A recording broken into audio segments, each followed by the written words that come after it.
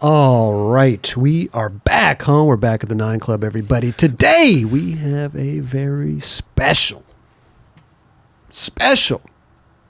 Mr. Greg Carroll is with us. How are you? Oh, doing good, man. It's just blown away that I'm even sitting here, man. The magnitude of, like I said before we started, the magnitude of the progress that you guys made is just profound to me, dude. And I'm really happy for all of you. And the thing, the contribution that you guys all have for skateboarding in our culture. Yeah.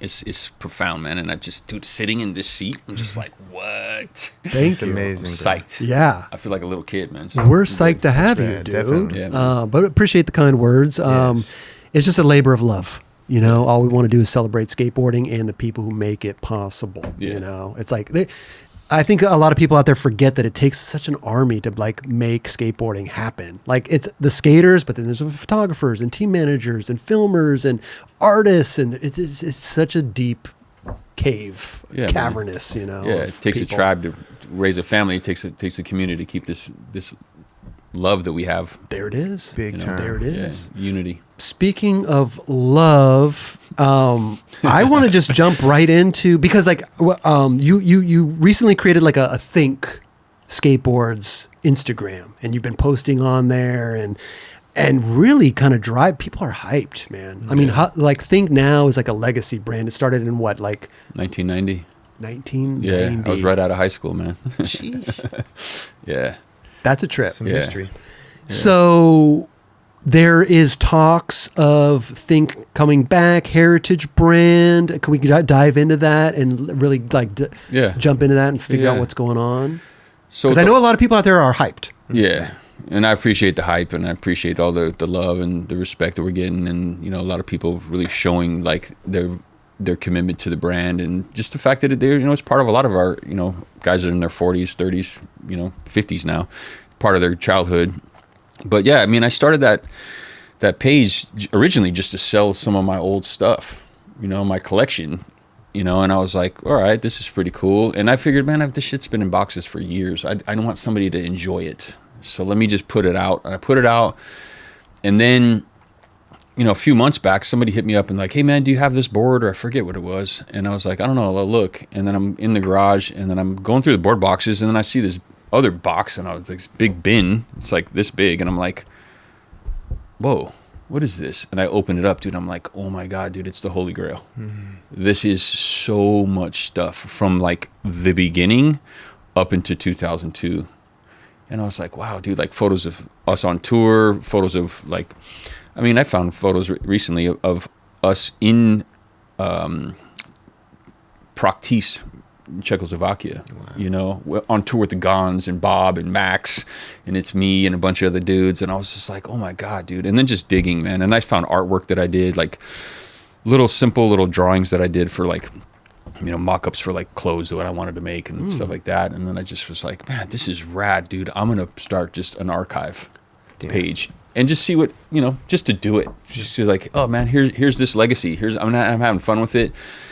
And then I remember seeing Lance Dawes, and he's like, dude, that's the best shit on Instagram right now. I was like, whoa, coming from that dude, I love that dude. He was there with me on Dogtown, and we both rolled for Dogtown together. And so he's seen my trajectory through my whole life.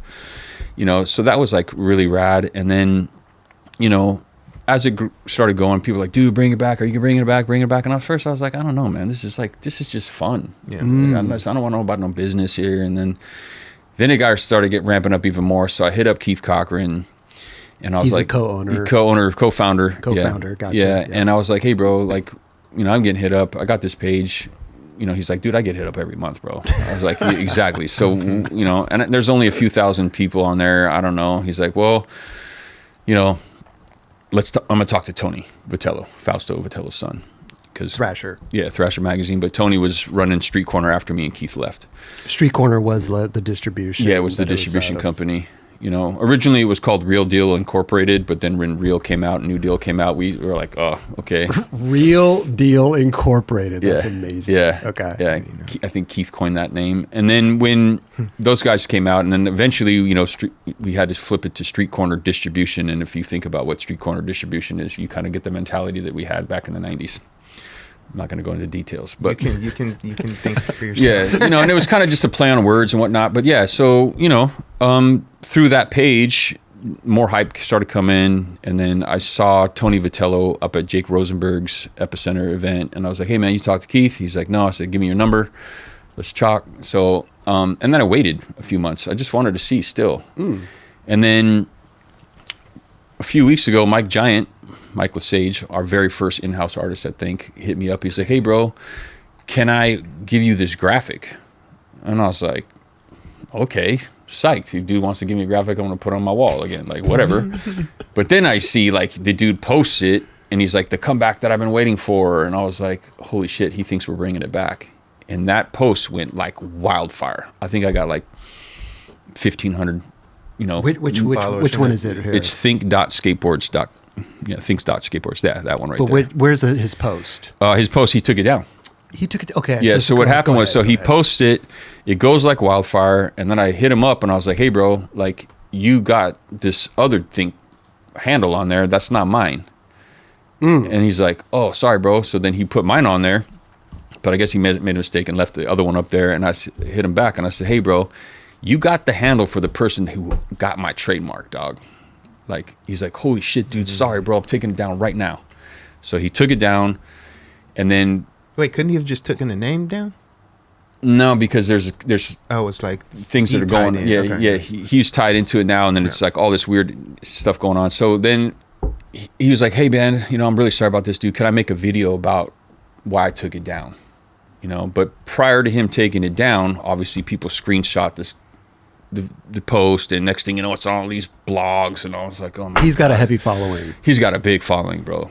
Like he's done welly good for himself in the artist world, and just tattoo world, like known. Everything, car world, everything, But anyway, so it starts to get this vibe to it, and I was like, "Oh God, dude, here we go." So he didn't put out a video. That I waited. And I was like, and then I was talking to somebody about it, and I was like, "Man, I think maybe I need to put a video out. This little PSA, let people know what's going on."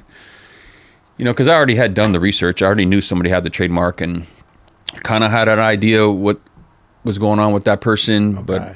But still, you're gonna do that without even calling us, even though if we were gone for 20 years. Their plan, these other people that had the trademark, were to kind of reinvent Think in a way. Yeah, they were going to come out with like, the tag logo board. It's not the original tag like that board right there, but the other, like, it's like it's a third generation tag logo. Okay. They trademarked it or whatever. So I put that video up, and within 20 minutes, it's just like... Well, that video got me sparked. That's why I hit you up, because I was like, "Dude, this is sick, man. I got to hit Greg up." I mean, we've talked before about you coming on the show. Yeah. But so then it just like evolved, and then something happened with my cell phone, where I have two different phones, one for like private stuff, and then one for that everybody's got my number.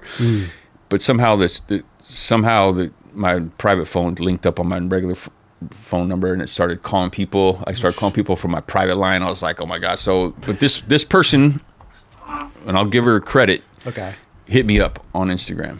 But I was like, I'm going to wait. I want to see what this public response is about this, and then with all due respect to her, she did hit me up. She was like, "Hey, look, I don't want to have any issues. I didn't mean any disrespect you guys, whatever." So I then got her info. I talked to her ex-husband. He's like super apologetic. He's like, "Dude, we don't want to have no beef, bro. Like, I'm really sorry about this. I hope this works out for you guys." I'm like, "Okay, it's cool." So I talked to Keith again. We were like, "All right, man, what do you really want to do, bro? Like, because on one hand, they have the trademark." How did they end up with the trademark? Okay, so good question, bro. Thank you. So when I left in 2002, then I went down to be the general manager at Girl. Yep. Keith stayed till 2004. Tony Vitello tried to run it for a few years, and then Eric Swenson, which is Fausto's partner, who is our partner at Street Corner, said, "Look, you're going to shut this down. Like, it's time to, I want you to focus only on the mag." So with that deal, they separated the company from Vitello's, and Tony worked out a deal with her, and then her and her then husband ran it for a few years. Obviously didn't work out. So then with all credit to her, I'll give her that credit. Thank you. She saved the trademark. Right. She renewed it when it's time to come up. Because if you don't renew your trademark, this is something everybody should know. You don't renew your trademark, you're going to lose it. And it could end up in Anybody can, hands. and it's Right. legal. Yeah. That's the fucked part. So, again, all due respect to her, I got her on the phone, and I was like, so what's your plan? Like, how are you even thinking about doing this without me and Keith? She's like, I didn't know. I thought you guys didn't want to have anything to do with it. I didn't know disrespect. I'm like, but you didn't even call? Right. That's a crazy one. Especially because it's me and Keith. And then she's like, I don't want to have any issues. I want to work something out with you. I would like to figure this deal out, I was like, all right, well, then I'm going to talk to Keith and I'm going to talk to Tony Vitello so we can figure out what we're going to do about this legally. Okay. And, because, there's a thing that you got with Tony that you got to sort out, but we'll talk. And she said, well, you need to talk to me about it. And I was like, oh, this girl's a little spunky here. Yeah. Okay. And then, but we had a good conversation. At the end of the conversation was good. I said, all right, sort it out. So I talked to Tony, talked to Keith, and I was like, all right, guys. Tony was like, look, guys, I just want you guys to have this brand. I don't want to do this on if we have to, we have to. We will go the other route with legal stuff. But sort it out with her and get this brand back. Yeah. Figure it out on your guys' own. If you need my help, I'll help, I'll step in with the lawyers or whatever. I was like, okay. And nobody wants to go that route. Nah, man, because it's stupid. I mean, even if you got it, this happened, Keith reminded me, back in the day when we had, beginning stages of Think, I think maybe, I don't remember, 5 years in or something, Ford Motor Company came out with the Think car. And they took our logo, but they flipped the light bulb upside down. Are you serious? Yeah, bro. So we had our lawyer go research it all, and she comes back and she's like, look, you got the money to go against Ford Motor Company? Oh. JC, bring that up if you can. You'll get shut down real quick. Yeah, JC, if you find that logo, bro, I was like, oh my God. And Ford. it happened to us also with Esprit Clothing out of San Francisco. They did a Think hat. This is right after Robin Williams wore it out on TV. And their Miss Doubtfire. They're trying to piggyback on us. Wait a minute. He wore that in Mrs. Doubtfire? Yeah. I don't even remember that. Yeah. There's a party in the house and he's got That's the my Think hat favorite on. movie. Hello, dear. Okay, go ahead. So, anyways, so literally yesterday, which is March 2nd. Today's the 3rd. Me, Keith, and me, Keith, and Tony are talking about it all, and we got it sorted out. So I work on an operating agreement. Yeah, that's him on an interview right there. Right. Yeah. Amazing. And that's the hat that Tony Vitello reissued. He made like a couple hundred and just gave them out to right people. Okay. So anyway, so I'm working on this operating agreement. Keith talked to her literally earlier today, not even about business, just about life. Okay. He's feeling her out, found out some information. He's like, okay, dude, I'm going to do what I need to do. And then, I hit her up yesterday and said, look, send me basically a resume. What are your assets? Who are you? What are you bringing to the table? Because I know what I am. I know what Keith is, but we don't even know anything really about you other than you ran these other companies for a little while, or maybe for a long time, one of them with her ex-husband. Okay. And her ex-husband's super cool, bro. Used to ride for Venture, rode for Hornet Wheels for me. Good dude, good friends with Drehobel. And I'm like, okay. So she hit me back today and said, yeah, I'm gonna get it to you in the next couple of days. Okay. So once we get that sorted out, then we go into this agreement, and then it's just negotiation time. Right. If we come to a happy medium on the negotiation, we're cool because she got the trademark. We can't do without her. Yeah. We are who we are. We have the legacy. We have the industry. Everybody's backing us. She can't do without us. So it's like a weird thing, but when you set it up right in an LLC and you get everybody's position in order, and then everybody does what they do. Sounds to me like everything, like her deal was happening just kind of at the same time, coincidentally, that you were doing it, right? It was like she was, no? Or I don't know, bro. I even said this to her. I said, it's a little weird that all of a sudden momentum. There's this Think archive. And then you get the Phil Shaw documentary. And now it kind of seems like the industry's kind of tripping that you're piggybacking off of me, my page, and the Phil Shaw documentary. And she's like, no, I didn't even think about that. I'm like, exactly, you didn't think about that. Huh. Yeah, but what better time for her to do so? Mm-hmm. Right. Yeah, but again, all due respect, it's just naive to think that the industry is going to backer. That's where she lost. At the end of the day, yeah. like you said, she should have approached you earlier, in the sense of like, if she really was thinking about doing this, that she should have went through the proper channels to make sure that she was going about it the right way. Because at the end of the day, if she's going to distributors, they're going to be like, "Where's Greg? Where's Keith?" Not only distributors, but fans.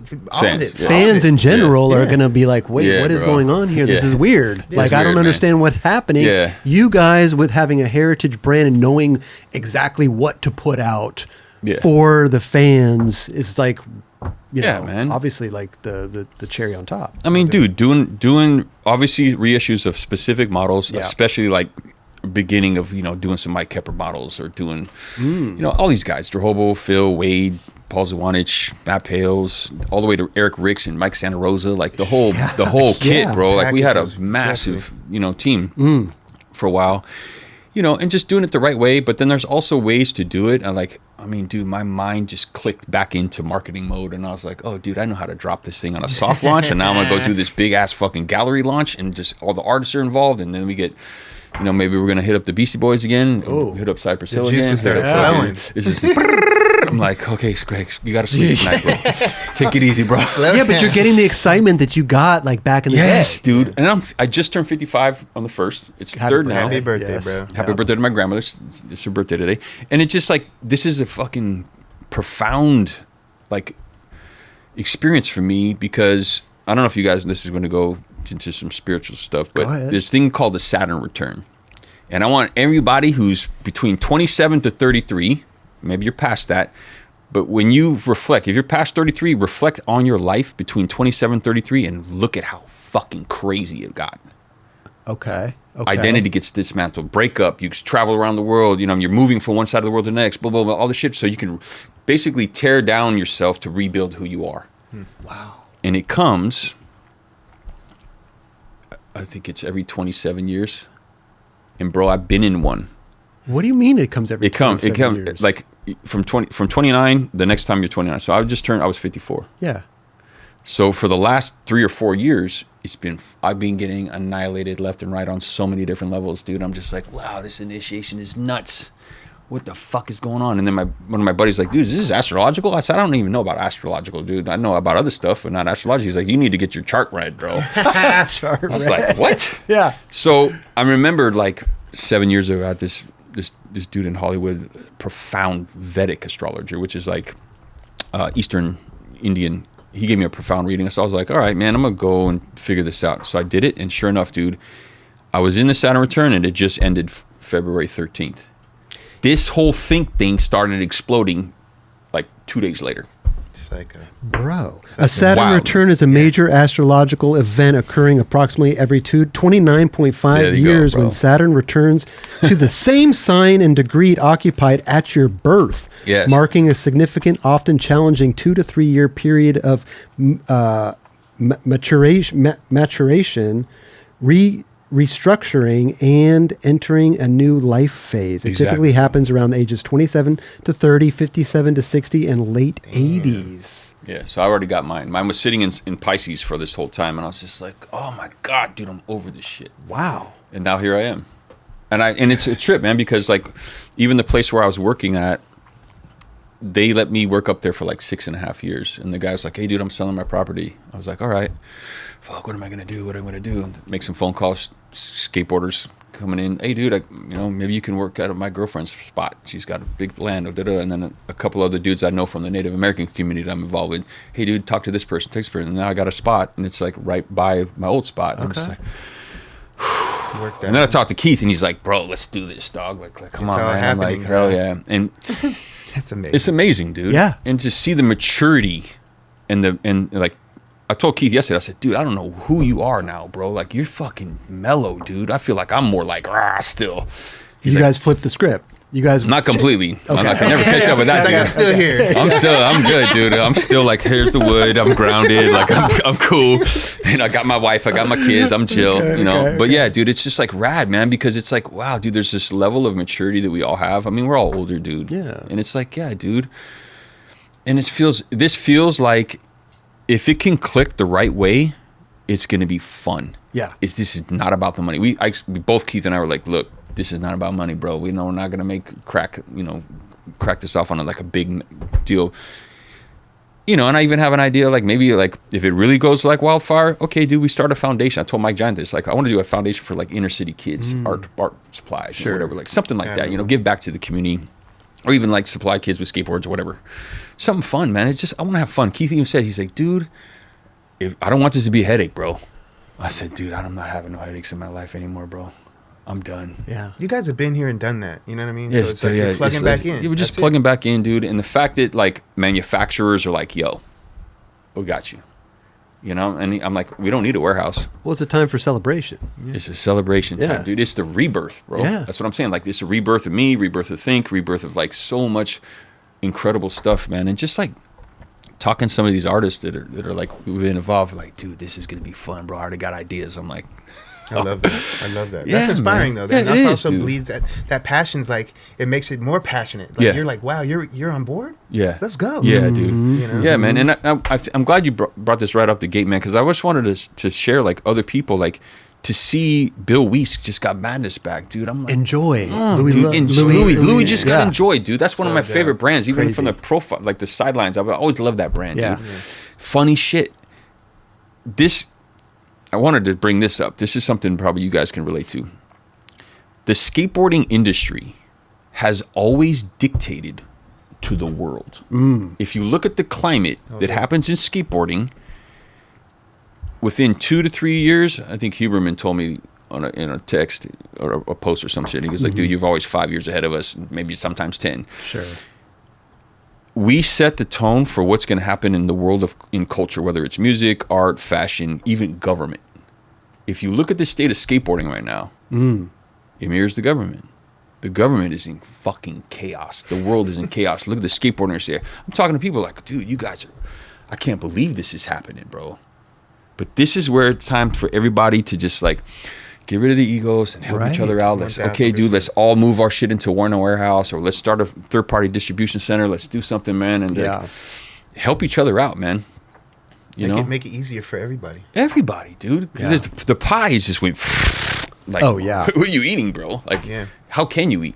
I had a dude come to my house to paint my ceiling. I had some shit happen. Okay.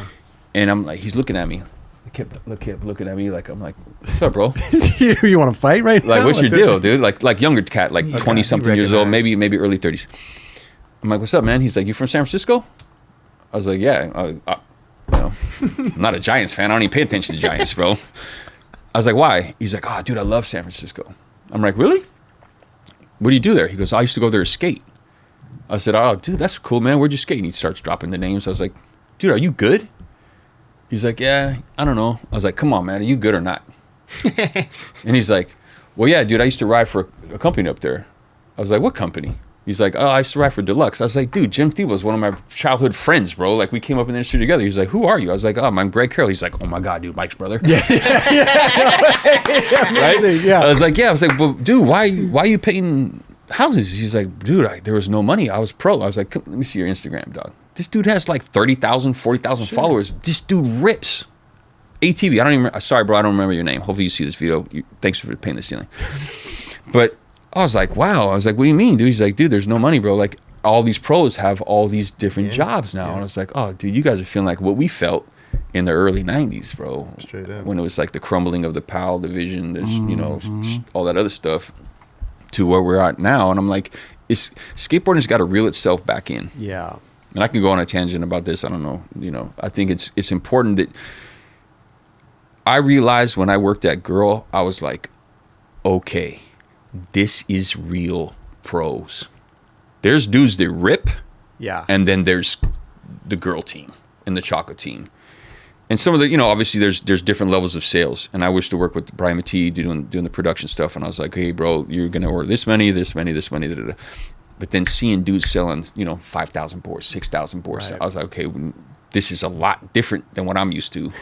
This is fucking amazing. Yeah. But then I was like, talking to other people in the industry, I was like, look, like, hey, man, should we turn this dude pro? I was like, do you think, no pun intended, do you think that you are at the level of Costin? Right. Of my brother? Right. Of this dude? Yeah. If not, slow down, bro. Like, you don't need, just because Joe Blow down the street can put your name on a board nowadays, and your board can be out in the next week, doesn't mean you're pro. You're being disrespectful to the dudes who actually are out there busting their ass. Yeah. And I mean, and not for nothing, dude, Instagram, I know we're on social media, but Instagram partly helped ruin For sure. skateboarding. For sure. Definitely. It definitely There's watered. no guardrails. It watered it. No down. guardrail. It watered No, it. bro, it's Watered just- it down. But it also helped. But also, Big like, time. you know, skate It's like a shops used double-edged to sword. skate shops used to dictate kind of who was turning pro, because everybody, you know, hey, we're getting asked for this guy's board. Yeah. You know, and then 100%. oh, okay, so then Or they relay NSA that to contests. Yeah. Sure, right. So Yeah. it's a different. It's a different way landscape. Different It's a way time different right landscape. now. And Yeah. like, it's like, but it's also too, like, you know, it's like skateboarding industry, not skateboarding itself, the industry is very much on a space where, from my perspective personally, so much ego. It's like, dude, Yeah. just because you ripped, just because you got 10,000 followers, 20,000, doesn't mean you need to have a board. Right. And like, skate shops are, like, I just saw, you know, the thing that Grosso said and about how important skate shops are, and I couldn't agree more. If there's no skate shops, then you don't have that hub, dude. We used to hang out at FTC for hours, Concrete Jungle for hours, dude. That was like our second home. And if you disrespect the shops, Right. you fucked. Yeah. And I get the point where pros are selling their own boards now. Companies got their own boards online. Everybody's, but it's like, don't forget about the people that fed you. All day. Straight up. Don't be, because those are the dudes that are going to get your board out to the people in the neighborhoods. Like Eric Lanto, OG, bro. Yeah. Still doing it, dude. I love that dude. And it's just like, support your shops. Agree. That's Yeah. what I have to say about that. No, I love it. I love it. But also, it's like, it's rad because, like, when I look at like Think coming back and, Yeah. like, you know, different heritage brands like that like meant something to a certain, like, you know, era of skateboarding. You know, it's like I look at like Sidewalk Distribution, what Hell they're yeah, doing bro. with their Yes. heritage brands and working with Rocco and doing these things and 411, and like I'm like, And shut. wow, shut. And Yeah, I'm like, bro. these are the distributions that are really like killing it right now, Yeah. and like doing rad stuff. Yeah. Because at the end of the day, we do the skate shop thing on our live show, and like majority of people who are going into skate shops now aren't little kids anymore. Yeah. It's like not middle age, but it's like over, you know, 20 years old and, Yeah, and people and with money. up, you know, people with money. Yeah. So it's like, are you going to sell a board to like, are you going to try to sell a board to like a little kid, or the people who are really going to buy the boards that are, you know, going to buy the Think whatever Yeah. board, heritage Yeah. board that you release? You know what I'm saying? I know what you're saying, but I think like even when we were kids, our mom would walk us into the skate shop. Yeah. You know, and like, and the dudes who work in the skate shop, if you're not cool with the mom, you're fucked, bro. Stop yeah. doing the cool guy bullshit. Right. Help the mom, put the grip tape on, put the wheels on, set up the board, Yeah. take care of the kid, Yeah. man. You know, it's like, but then you got guys like Muska, dude. I love that dude. He's one of the biggest inspirations of like, bro, I'm independent. I'm going to do this my way, how I'm doing it. Yeah. Dude's dropping shoes now, bro. Yeah. And you know that shit is not Not easy. easy at all. Living on his ranch, I'm like, dude, I want to live on a ranch. Yeah. Love you, Chad. Thanks, bro. Yeah. But it's like, take care of the people. And it's hard for the shops because they got a board. I got yelled at by Fausto after a tour we did because I think I might have got on, like, maybe Reggie Barnes said something to him, or shops that work with Reggie, like, yo, Greg Carroll's telling us why do you have shop boards? Why don't you just put the Think board on the wall? Da, da, da. Right. Because that's what I was told to do before I left. No way. Amazing. So I took the hit on it. Amazing. But whatever. Yeah. But yeah, shops should have boards, but within reason. Definitely. You know? I agree. It's like, I was stoked when I went to Girl and I was like, there's no logo boards here. No team boards, because That's what I mean. the team board takes away from the sales. the sales of the pro boards. Right. Yeah. But Go ahead. on that same note, for Think, we had a bunch of pros and they didn't sell the magnitude of what like a Girl board would sell. Gotcha. So it's like, and that tag logo by, then his name was Disc, but he goes by Cypher, TMF crew in San Francisco. That board just was like the name, you know, Think Skateboarding. That's all it is. Think Skateboarding, blah, blah, blah. And then we got started asking about to do other stuff. And then the distributors are the ones, shops are like, why don't you guys do logo boards? So we paid attention to what the market wants. Yes. And we made more money. We were able to take the money. This is what we did. We took all the money from the logo boards and dumped it into tours, dumped it into videos. Yeah. Okay. I mean, if it is helping the skaters and it's a double-edged sword, Yeah, right? But it's funny what Chocolate does too. Is they do a logo board, but then they'll put our name in the corner. Smart. Right? Yeah. Just a different color pattern. Yeah, do different colors. Yeah. I mean, dude, when I got to Girl, I was like, okay. I mean, they had Tony Larson, Andy Jenkins, you know, a bunch of dudes in there, heavy hitters, bro. But I was like, yo, be politically correct. You guys are doing these art boards like you're going to an art show. We're gonna flip it back to the Girl logo, do a bunch of different graphics with the Girl logos, and we're gonna start selling these like crazy. And at first they were kind of like, but then it's happened, and then it clicked, and then it's like, oh shit, okay. Because you look at the first Girl boards, there's a logo. Yeah. Mm-hmm. You know, and that's what a lot of kids grew up on. And I was like, okay, do that, and then it just boom. And then you work with somebody like Tony Larson, bro. Oh yeah. Who can whip out like 15 graphics in an hour. It's like, Gnarly. you know, Forget about it. like wow. So it's like, you know, again, it's like it's hard not to bite the hand that feeds you. Right. It's hard not to just be like, oh well, I got to do it to make money. But it's like I feel like what DJ Chavez was talking about, like if people could get in the industry together and be like, how can we actually reorganize this to make it right for the future of skateboarding? Mm-hmm. You got to take the time. But there's no place to do that though. There's no trade shows anymore. There's no gathering hub. No, you know, that's people got to get together and call a summit, and that's what it basically boils down to. And everybody has to want to participate and want to have that change happen. Everybody get on the same page. If we're going to keep talking about it, we could keep talking about it and keep talking about it, but somebody's got to hold the flag. Yeah. You know what I mean? That we all respect and love in this industry. Maybe Dom DeLuca could do it, bro. Dom DeLuca. Dom is one of the main people that he could definitely be one of the candidates. Yeah, put him on the list. Flag. Yeah, I mean, I'm thinking someone like Jim Thibault. That's me. Just my guy, Jim Thibault, you know what I mean? Dom, me, Both of them. whoever. Yeah, and like just come together. No dude's the leader. No. We're just gonna organize this, take some ideas, formulate it out. Okay, everybody, we're gonna get on the same page. Meeting on minds. Yeah. At the end of the day, it's skateboarding, dude. Nobody went to college for this shit. Nobody's a business, COO, CEO. They're just skaters. Yeah. Running a business, trying to figure it out as they go. bro. You know. No, but I think we've come a long way, and there are skateboarders out there that are COOs. For sure, but you know what I mean. Like, no, I know what you mean. You know, but these people. I'm going like, look at this stage, and I preach this shit all the time. Like we're 50 years, 60 years deep in this. Yeah. And we have covered the ground of all industries, bro. Because not everybody can be a pro skateboarder. Yeah. You know what I mean? Yeah. So the next passion is to find that next passion. And as soon as that skateboarder finds that next passion, they fuck shit up. Yeah. They do well. Yeah. You know what I mean? Yeah. So I think that we as skateboarders are definitely climbing the totem pole, so to say, in other avenues that are definitely coming to light that I can lean on these days. For sure, bro. And call upon somebody. The assets that I have, or you have, or Chris has, anybody that you could bring to the table, they're like, wow, you did all this? I remember. Yeah.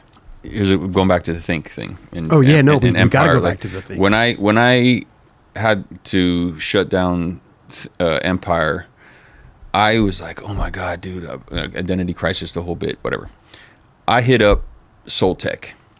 At first I was going to work for Plan B under, I can't remember the dude's name, but I was going to be general manager or something. That didn't work out because of the Billabong switch or whatever. Oh, okay. But I hit up Soul Tech, and their HR person called me back, and she's like, is this resume real? I was like, what are you talking about? Yeah, it's real. She's like, this is the best resume I've ever seen.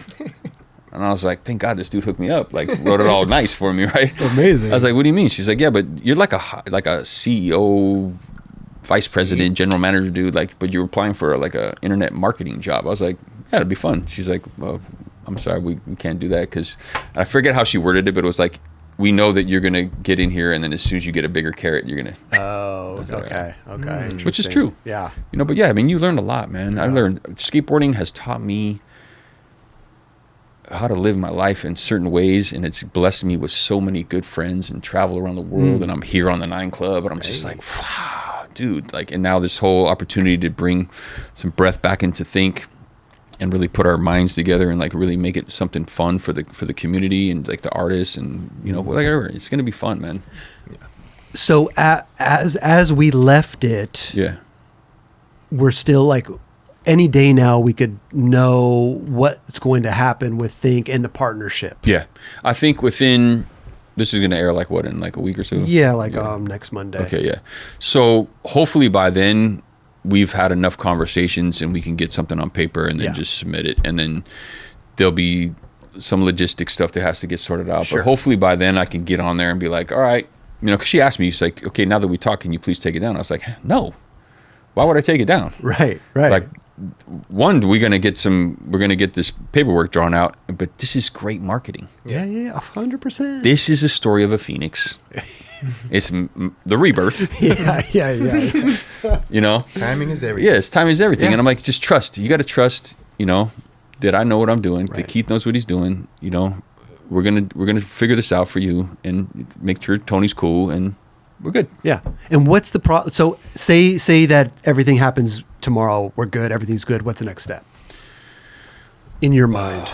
I mean, I know you have like 1,000 ideas going on in there. You mean but, like just like day-to-day stuff? Like yeah, what am I gonna what, like what's, product are you and all guys that kind going of to do? stuff? Like boards first? Do you have a first release in mind? Do you have anything that you could like wet the palate of people listening? Like what's going on? I think that right out the gate, you know, it's like, yeah, we're gonna do the OG tag logo stuff. We'll do some other, you know, designs, do some shirts, some hats, and then just like I said, like a soft launch.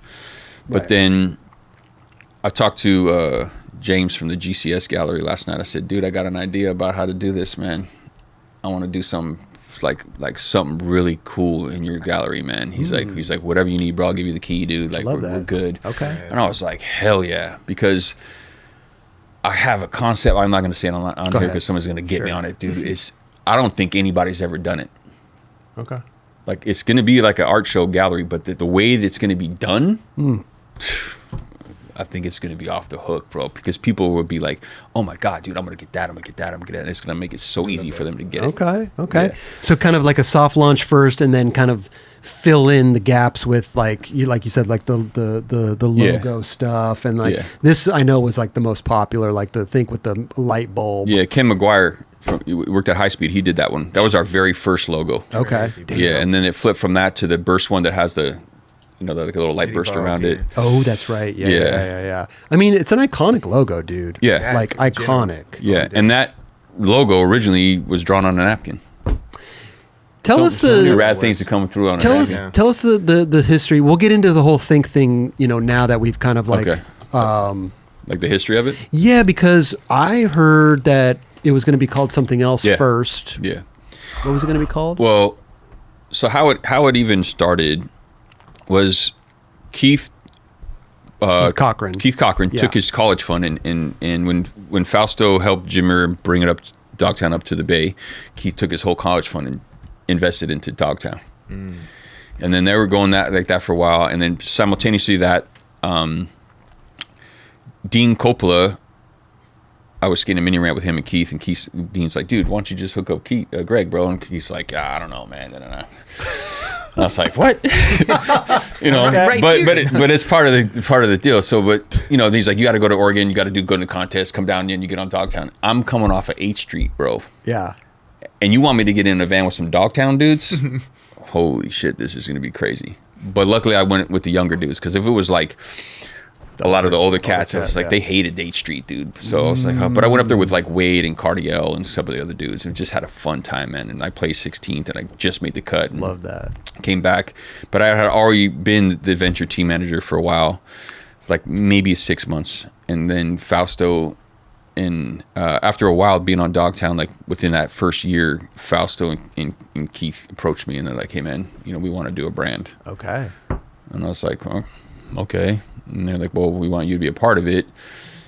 And but we were only going to sponsor AMS at first. We want to really build this thing for like grassroots marketing kind of thing, you know. And Fausto's deal with me always was like, be big in our backyard, and then go out and conquer the world. That was a really cool strategy. Like, be good in your little area, get so much hype out of you. It's kind of like a warehouse. You just grow out of the warehouse, go to the next one. So anyway, so I was like, all right. So like, you know, what are we going to call it? And I was like, you know, my 18-year-old mind's like dark skateboards, like dartboards. I posted a thing. I don't know if I posted it or not, but I was like, thank God we didn't call it this. But then I started thinking about like the art of skateboarding, the movement of skateboarding. I was like, oh, move skateboards. So I started drawing logos, because I went to San Francisco Art Institute right when I got out of high school, only for like maybe 1 or 2 semesters because I was like, I got a company. I'm already laying out ads. I don't need to be here, you know? But so then we had the meeting with the kids, you know, Nick Lockman, Sam Smythe, Shaman Doley, Jason Adams. He wasn't really a kid. He was like a couple years younger than me and Keith. And, you know, the kids are like, move stupid. You know, I was like, fuck, here we go. I've already made, you don't like my logo? You don't like my logo? That's stupid. Yeah. And, but, you know, and then Nick Lockman, you know, I think he went to the dentist or something and had this little, you know, those orange stickers you see at the supermarket says right for tonight or whatever, you know, fresh, boneless or whatever. His said think. And I think it might have even had a little eyeball on it. And he's like, picks up his board. He's like, why don't we call it Think? Like Think Skateboards. And me and Keith were like, boom. Holy shit, dude. Just like that. That was it, bro. And we were like, oh my God, dude, this is all we think about. Yeah. Think. And I'm a head case. Keith is a head case, so that even solidified it even more. Perfect. So we're like, all right, we're going to call it Think. And then at the first we had like some boards from like maybe Taylor Dykema. We had to spray paint them and then like, you know, get a stencil that had that logo you showed on the bottom because we were going down to some PAL contest. And then Ken McGuire did that logo, like I said. And then from there, you know, it just kind of started going. And then the situation with Dogtown happened. And then we splintered off of Dogtown because we were originally underneath Dogtown's kind of distribution. Okay. And then that kind of dissolved. And then we took it on our own. And then me and Keith took it into our office down in the shipyards at Hunters Point, the most toxic place in the United States. Sheesh. It would rain and like green, you know, shit would come out of the ground. No, it wouldn't. Seriously. Yeah, there would be barrels with toxic waste shit on it in our alley, right by my office, bro. What do you mean? Like, so that when it's a naval shipyard, and then they would bring the boats in from the wars and shit, and they would sandblast it all, and then they would take all the sandblast nuclear waste shit and toxic stuff and just put it into a pile, and they would put a chain link fence around it. And the dust would go over there. Up until, I don't know if it's still going on, but there was a hole in the ground, dude, that was constantly on fire because they would take all the oil and everything and just dump it in there. I've never heard this before. Dude, Aaron Brockovich, you know the movie? Yeah, that's what it was about. Yeah. Oh, I'll have to go back and watch it. Gnarly. Okay. Wow. So, but anyway, so yeah, so that's how Think actually came about. And then our first pro was Mike Kepper. Because me and Mike rode for H Street together.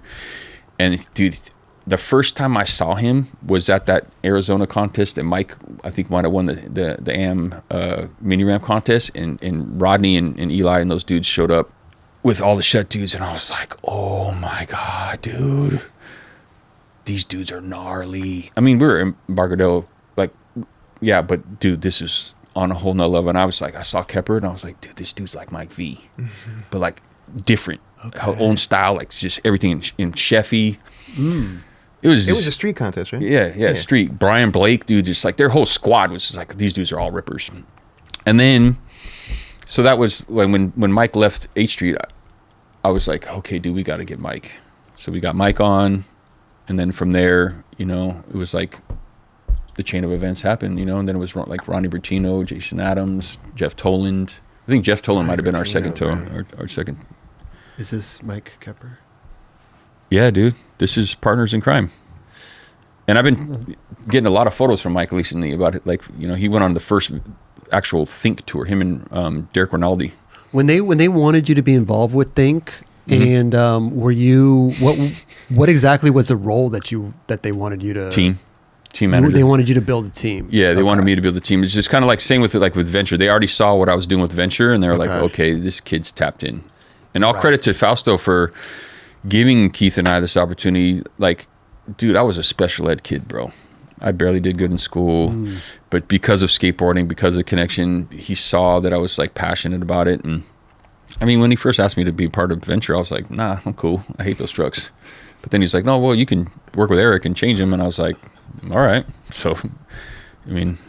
No, you were holding the flag hella tough. I remember going to EMB and you were definitely like, hey, you want some trucks? I was like, yeah, sure. Dude. I got on right then. Yeah. So when Mike Kepper, like, how would you go about like picking the team for Think? Like, obviously he was with some other Yeah, he just got off 8th Street. Yeah, he just got off 8th Street. Oh, he got off 8th Street. Yeah, he was off 8th Street. You nabbed him. Yeah, and I was like, dude, we're going to get this dude. We're going to turn him pro. It's going to be awful. Yeah, but off the hook. You weren't even thinking, you were getting at AMS to turn pro. And I got to build him up. Yeah. Build him up. Gotcha. Yeah, build him up. Okay. Yeah. And, you know, a lot of it was like, it's just like how it is now, man. The team's got to pick the guys, you know. But how we got like Mike Santa Rosa and Eric Ricks was because of Mark Oblo wanted to do a wheel company with us. You know how Mark does it? He brings the package of all the riders with him. Yeah. So he was like, all right, well, I want to do these. I want to do this company. That's when we did race wheels with him, and then we wanted to bring in those dudes in, and that was the beginning of when we started doing 4-color process printing on the boards. I think we're the first ones to do it. I'm pretty sure, but it was like it almost looked like kind of like how it is nowadays when you get a photograph on the bottom of a board because on the printer sheets. Sure. But because of Keith had a buddy that did rave flyers, and this dude was like ridiculously good, bro. She's like, hey man, you want to do some graphics for us? And he's like, yeah, bro. And I was just like, I mean, you see the Mike Santa Rosa graphics, the Eric Ricks graphics, even some of the Jehovah stuff, and profound, dude. Yeah. You know, all the artists, dude. Like even Dan Lehman. If you guys look up Dan Lehman online, that dude rocked it for years, bro. Like profound illustrator, you know. And then it was all with colored pencil. And then we'd shoot it high res, and then they would print out to I think it was like 350 DPI. Okay. So it actually looks like a photograph on the bottom board, but it's not as slick. People are like, dude, are these slicks? Nope. Wow. You know. So damn. Yeah, dude. So that happened in, what did you say, 1990? 1990. Yeah. Somewhere in 89 is when I got the job at Venture, and then right at the end of 89, that's when we started having the conversations. Wait a minute. So you only were at Venture for like a year? No. I was only at Venture for almost a year before I got asked to do the company, but I was still... Oh, because once you went on to Think, Venture was no more. No, I was still, yeah. I thought you left Venture and was doing Think. No. So what happened, this is funny, man. So Fausto, as soon as I started getting paid from Think, he's like, you don't get a paycheck from Venture anymore. I was like, what the fuck? That's what it was. Why, bro? You can't double up like that, you can't double dip. And I'm looking at this dude like, okay, you got Thrasher, you got High Speed. I mean, yeah, you got High Speed, you got Ermico, you got Deluxe, you got Street Corner. Like, I can't get it. Nothing. Like, what? That's amazing. Wow. Okay. But I was like, whatever, dude. But I still did it, dude. So that's kind of what I was heard that you. Okay, so you weren't getting paid by Venture anymore, but you were still the TM. Okay. Still the TM, and then through the years, I mean, we rotated out, obviously, just like every team does, different riders and whatnot, Right. And then... also, because you guys had a great squad, man. I mean, Poncho Moeller. I mean, dude, I just had lunch with Poncho a couple days ago, dude. I love that dude. He's awesome. Yeah, I mean, and we got him, of the East Coast. Like, he just ripped, bro. We went to that contest at the playground. I was like,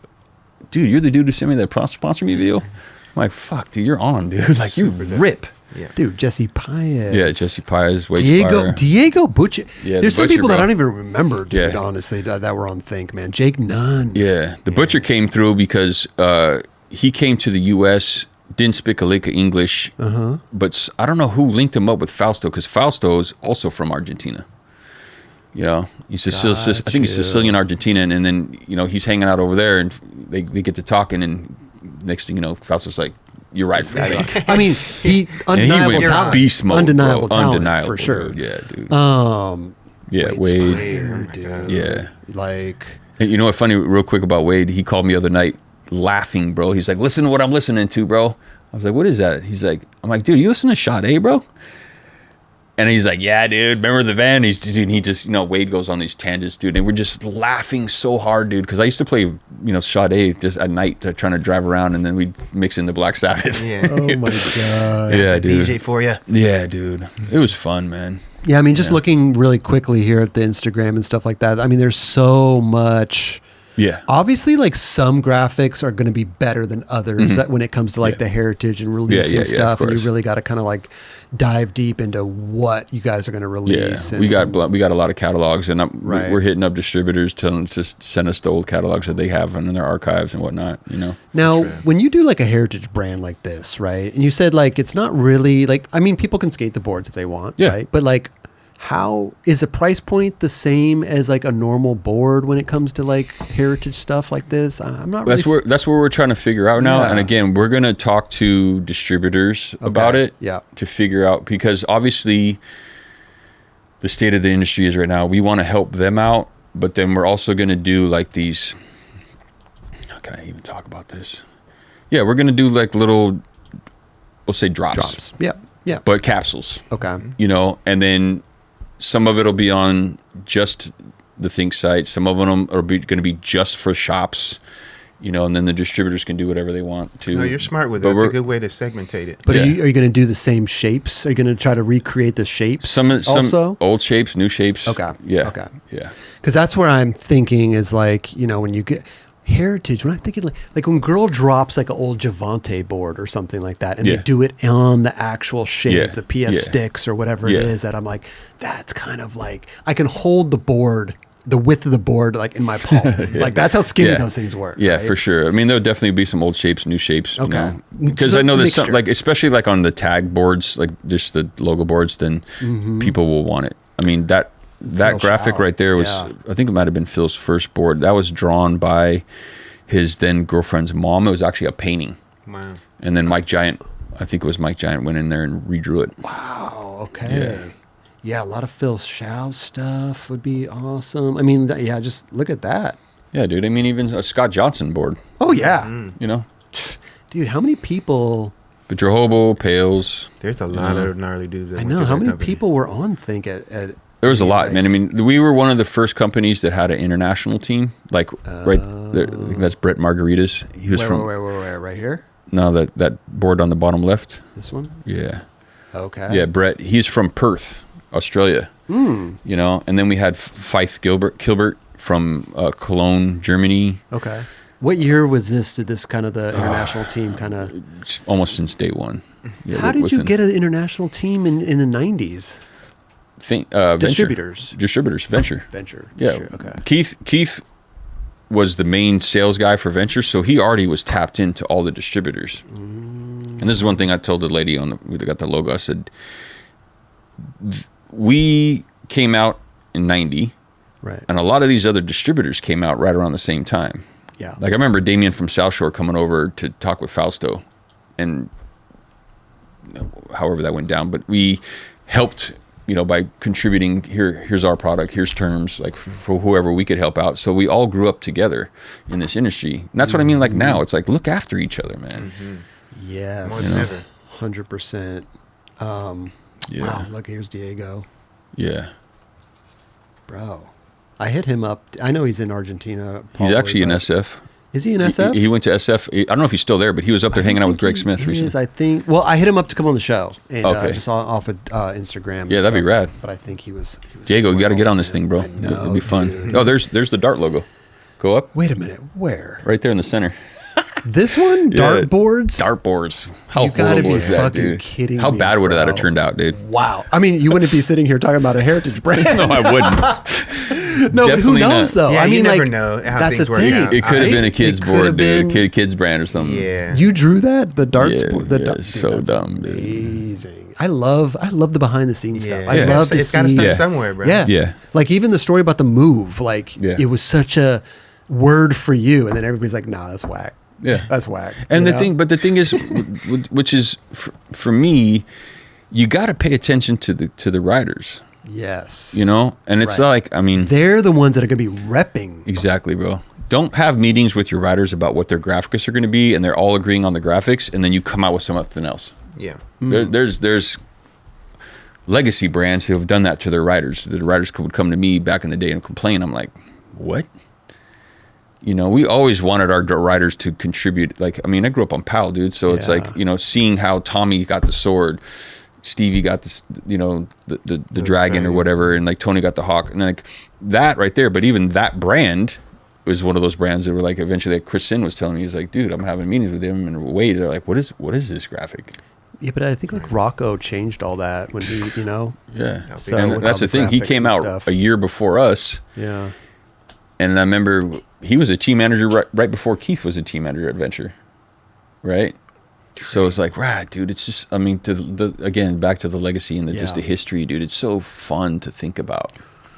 And dudes took risks, like more than ever back then. Yeah. I mean, to see if something was going to stick. And sure enough, like obviously, Steve took a big risk on what he was doing and how he was going about it. Dude, hell yeah, bro. But I mean, I think like in that Partners in Crime video, there's, you know, Rocco talking shit to Keith, you know, just joking around. And that's just how it was back then. Yeah. It's like there was no like soft skin stuff. It's like, you know, companies were going after each other to a certain degree, but there was still kind of like there was a mutual respect. Yeah. You said something I want to comment on. Please do.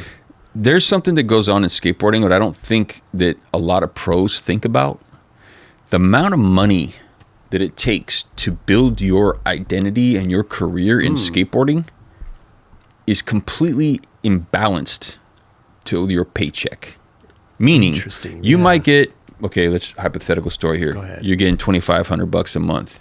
That company could spend $10,000 a month to promote your name. Shoe brands especially. Yes. Then, this happened to me a few times. I'm going to build this dude up. It happened with me and Diego, actually. I'm going to build this dude up. Not me, but the brands. We're going to dump all this money into this dude.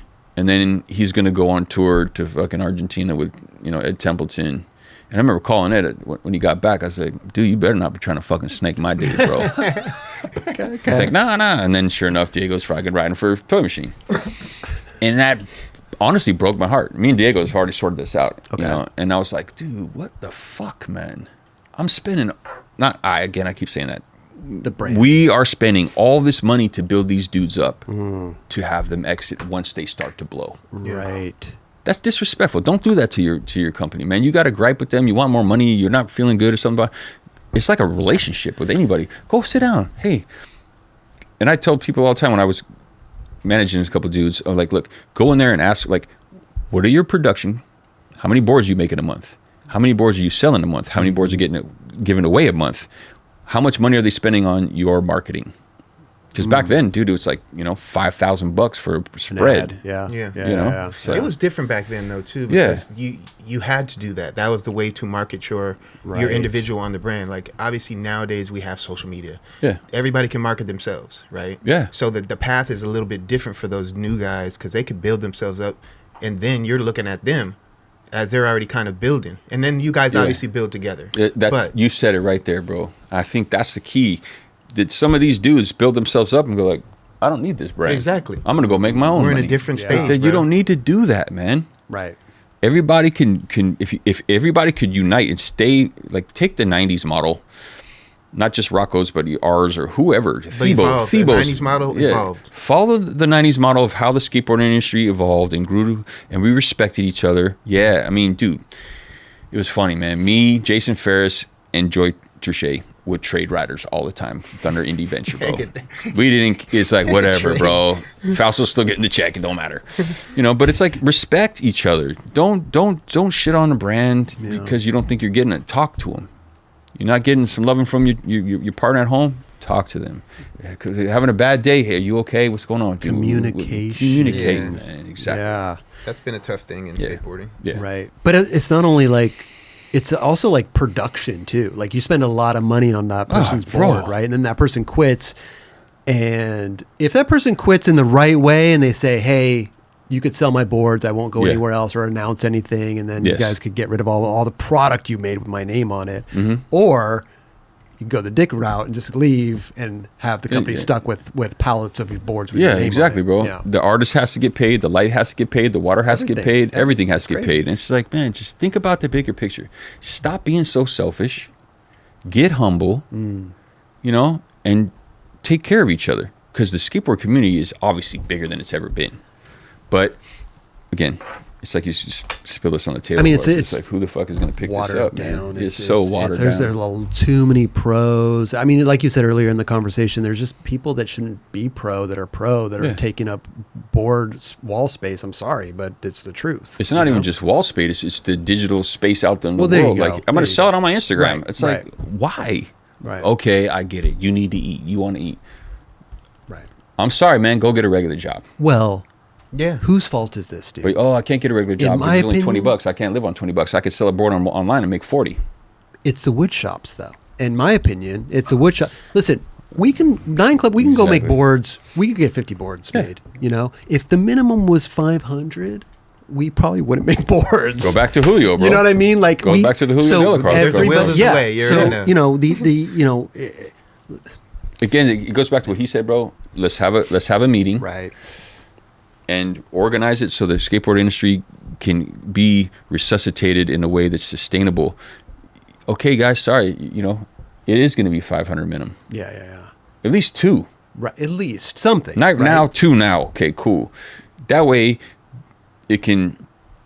But when I say that, I hear like, okay, but there's always going to be some other asshole. Always. out I was there just about to that's say gonna there fucking is. Yeah, make yeah, him for yeah, that. yeah, Fuck yeah. Greg Carroll. Right, Uh, right. I don't have Okay, to man. live by that standard. Yeah, exactly. I don't have to love that. Who's Greg Carroll? He's a fucking old dude. Like, what? Look, man, I just love skateboarding. It's giving me so much of my life, so many friends, so much culture, music, fashion, everything, man. It's just like I just have so much respect for it. And that's why, like with the Think thing, it's like let's just do as like I said in the video, let's do this respectfully. Yeah. Come on, man. Like we can work this out. Definitely. Yeah. When you like the Think thing was going pretty well throughout the years, and then it finally kind of came to the end where you left, right? And Yeah. then they were still running it for a little bit, and then they ended up just closing that down. Yeah. I I left November 22nd, 2002, and then Keith left two years later. Gee, why did you leave? What happened there? I love that laugh. Man. So there's got to be a point where I think that like I was evolving as a person, and even though I couldn't skate anymore, I blew out my ankle. You know, filming with Greg Smith, I did like a frontside 360 off this little wheelchair access bum, and I nosedive, and my foot spun off, and literally looked like it dislocated. But anyway, so I was like, all right, man, you know. Plus, I wanted to have like a normal adult life, so to speak. You know, even though I was like 29, I sat in return. Okay. And so I hired Justin Williams, Marcel Turner, and Matt McGinley to basically take over the teams. And I was like, I'm going to start get more involved in the business side of things, check out the warehouse, sales, whatever. But then, you know, chain of events happen, and I'm going to rewind all the way to the very beginning. Go ahead. In the shipyards one day, I had just got the job with Fausto and Keith. We were talking, and Fausto popped off to me super wild, like said some, like just like got aggressive with me. And I looked at this dude. I was like, yo, I don't know who the fuck you think you're talking to, bro. But nobody talks to me like this. I quit. And I walked out of the office, walked over to my car, and he's like, whoa, what are you doing? I was like, look, bro, I don't know who the fuck you think you are. I don't care how much money you got, how much fucking businesses you got. You fucking respect me. I grew up in a house of violence. You know, my mom's boyfriend at the time was a fucking asshole. And he was like, whoa. He's like, look, man, I'm sorry. And I was like, you're sorry? He's like, yeah. I was like, all right, cool. Okay. But if you ever pop off like that to me again, I'm fucking out of here. Fast forward 13 years. Keith had just gone he was in Africa on his wedding, honeymoon. And Fausto at the time, I love this dude. I'm going to say, I love him. He was like a dad to me. He fucking taught me how to speak up and be this dude that I am. But there was a side of him towards the end where I don't know if he started spiraling or what the fuck was going on, but he started telling me, he's like, you guys got all the fucking margins wrong. You don't know what the fuck you're doing. I was like, what the fuck is going on here, man? And he called Keith on his honeymoon and told him to come home. Yeah. I was like, holy shit, you know? And you're talking 2002, November. And so Keith packs it up and comes home from his Hollywood honeymoon, like on a safari in Africa, bro. I was like, wow, dude, this is like wild, dude. So Fausto calls us in his office. Like literally, I think Keith might have just got off the plane. He goes in the office, and Fausto, he said a lot of shit about the business, but then he said some stuff to Keith, dude, that I was just like sitting there like, oh my God, dude. I'm looking at Keith, and Keith is just like, and I was like, okay, dude, what are we about to do to this dude? And then meeting ends. He annihilated him like crazy. Said some shit you just don't say to people. We walked out of the office, went back over to Think right across the street, sitting in Keith's office, and we're both just like, oh my God, dude. And I said to Keith, dude, I don't understand, dude. How in the fuck did he just say that to you? And we didn't murk his ass. He's like, I don't know, dude. He's like my dad, bro, and I fucking respect him. I don't know. I was like, dude, if this was the street, dude, he would be gone, dog. Like, what the fuck? And then Fausto came over to the office, and he started popping off again. And he said some shit like, you don't even know what the fuck you're doing. I was like, dude, we've been running this since we were kids, bro. You've taught us. It's your margins. It's your way. We fucking got online with you.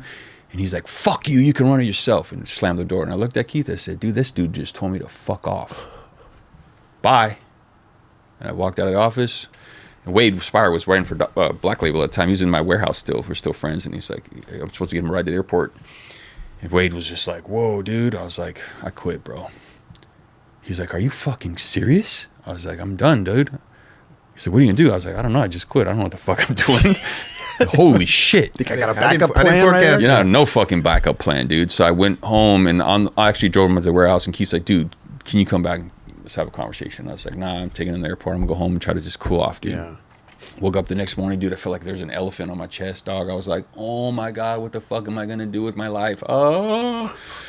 And I don't know if you guys know who Gerard Secretario is, Hawaiian dude.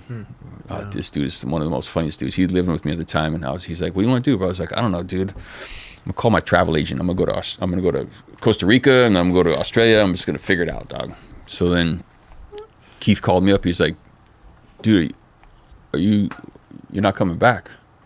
I said, nah, bro. I love you, dude. I'm sorry, but I can't do this anymore, dude. This is fucking wild. And again, I was like, I don't understand what happened in that meeting, dude. And he's like, all right, dude. And then I go to Costa Rica, and my buddies come down. We have a good time. I go to Australia to hang out with Chad Ford, and I used to ride for Dogtown with him and Venture. And he's like, come down to Australia, dude. We'll do New Year's together. I was like, word.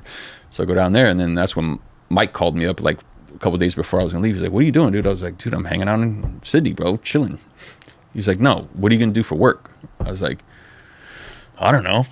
Why? What's up? He's like, well, I don't know, dude. Like, we were talking about it. Maybe you can come work for us. I don't know. You're kind of like a gnarly CEO kind of dude, but I don't know what you're going to do over here. Mike is. And I was like, all right, well, I got a layover in LA. Like, why don't I just postpone my return and we can go have a meeting? Okay. So then that segued into me sitting down with Megan and Rick, and, she kind of asked me some questions, asked them some questions, and and then it turned into like, yeah, this is really cool. I really love to help you guys out, figure this out, Wow. And then I became the general manager for them for 3 years. And it was funny. In the beginning, I had to adjust to how peaceful that building is. I'm coming from Fausto's camp where you just walk in the room and blah, blah, you say whatever you want. It's just like wild and chaotic. And like everybody's emailing you, hey, can I have a meeting with you at 3:00? I'm like, whoa, what is this, dude? Like, what the fuck? Civilized. Exactly, dude. Everyone's nice to each other. Everybody's nice. There's no yelling here. Megan's super nice. I'm like, wow. Like, Mike's barely ever here. Rick's hella chill. Like, this is rad, dude. I'm hanging out with these artists all the time.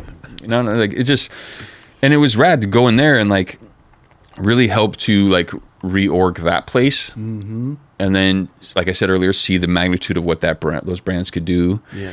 And then just had a lot of fun. I remember at one point, it was like 6 months into it or 3 months into it. I went to Megan. I was like, hey, I need more work to do. She's like, no, you're insane. Wow. We don't work like this over here. You can slow down. And I was like, yeah, but I don't want to waste your money. And I'm sitting out there like in these email vortexes. She's like, you're the general manager. You can get up and walk around and talk to people. Yeah. You're good. Bye. I was like, whoa. Did you ever clear things up with Fausto? Did you ever like have a... Nah, dude, this is sad, bro. And it still gets me. Me, Keith, Fish, Thebo, maybe Tommy. We were at Reggie Barnes' open house. And it was kind of later in the day, and I think Rebecca, Eric Swenson's sister, called Keith and said, hey, Fausto's, he died. Passed away, wow. And we were all just like, kind of just like, I looked at Jim and we looked at each other and I was like, how many years after was this? I don't know. Okay. You know, it was. How old was he when he passed away? Maybe early 60s. I don't know the date. Yeah, I kind of just got rid of that one. Gotcha. But yeah, and we were all kind of mixed emotions. And even Keith was like, I don't even know how to feel about this, dude. I think Jim might have said the same thing. And I was like, and me being the talker dude, should have kept my mouth shut. I was like, yeah, dude, on one level, he's like, gave us all our opportunities. And the other level, he's a fucking dick, you know? But again, I love Fausto, man. I respect that dude. That dude sat me down in his office one day and says, you are no longer a skateboarder. You are a businessman. And I was like, you're insane. I'm a skateboarder, you know? But then he walked me over across the street to Think, because I was at the high speed. And he's like, look at this. We had like a perch that looked over our warehouse. He's like, you own all this. You're a businessman. Wow. I was like, whoa, dude. And then when I started announcing at contests and shit, and he pulled me in after that, I was the team manager for skateboarding at the very first X Games. And he pulled me in. He's like, all right, everybody's talking about you. You're doing all this announcing. You're like the fucking Gandhi of skateboarding. I was like, Gandhi of skateboarding? What's that supposed to mean, dude? Only person that doesn't like you is Novak or the Nike NHS. You say you're a fucking vegan. That's the only issue you got to figure out. And I was like, oh my God, dude, these bipolar conversations are driving me crazy. But yeah, dude, it was just like, it's sad that we didn't get closure. Right. You know? But even me and Keith were talking about the other day, like, dude, that dude put us on, man. He put us all on. Yeah. Jim, Tommy, you know, the whole crew, Shrugi. No, he created a lot of opportunity, man. Yeah. But not only that, just skateboarding in general. Yeah. Like the whole... Dude, how he skateboarding. resuscitated and held it. Right. You know, through Thrasher. Like, you know, shout out to Bryce Knights and Mofo. Yeah. You know, for helping. And Kevin Thatcher for the beginning of Thrasher magazine, dude. It was just like, phew, Crazy. you know? Yeah, dude, there's so many like beautiful stories I can get into, but where do you guys want to go? I want to talk... Well, I do want to talk about you and your brother. Oh, yeah. Because here you guys are, the Carrolls, you know. Yeah. It was funny, I was on the phone with him the other day. I'm like, yeah, and Carroll. I'm like, dude, you're Carroll. I mean, I'm Mike Carroll, you know. Yeah. But it's like you guys, you know, how old are you guys apart? 4 years. 4 years. Okay, not too bad. Yeah. But you know, you were a pro. You know, you were a skateboarder. Then you turned businessman, like Vitala said. But but here comes Mike, like.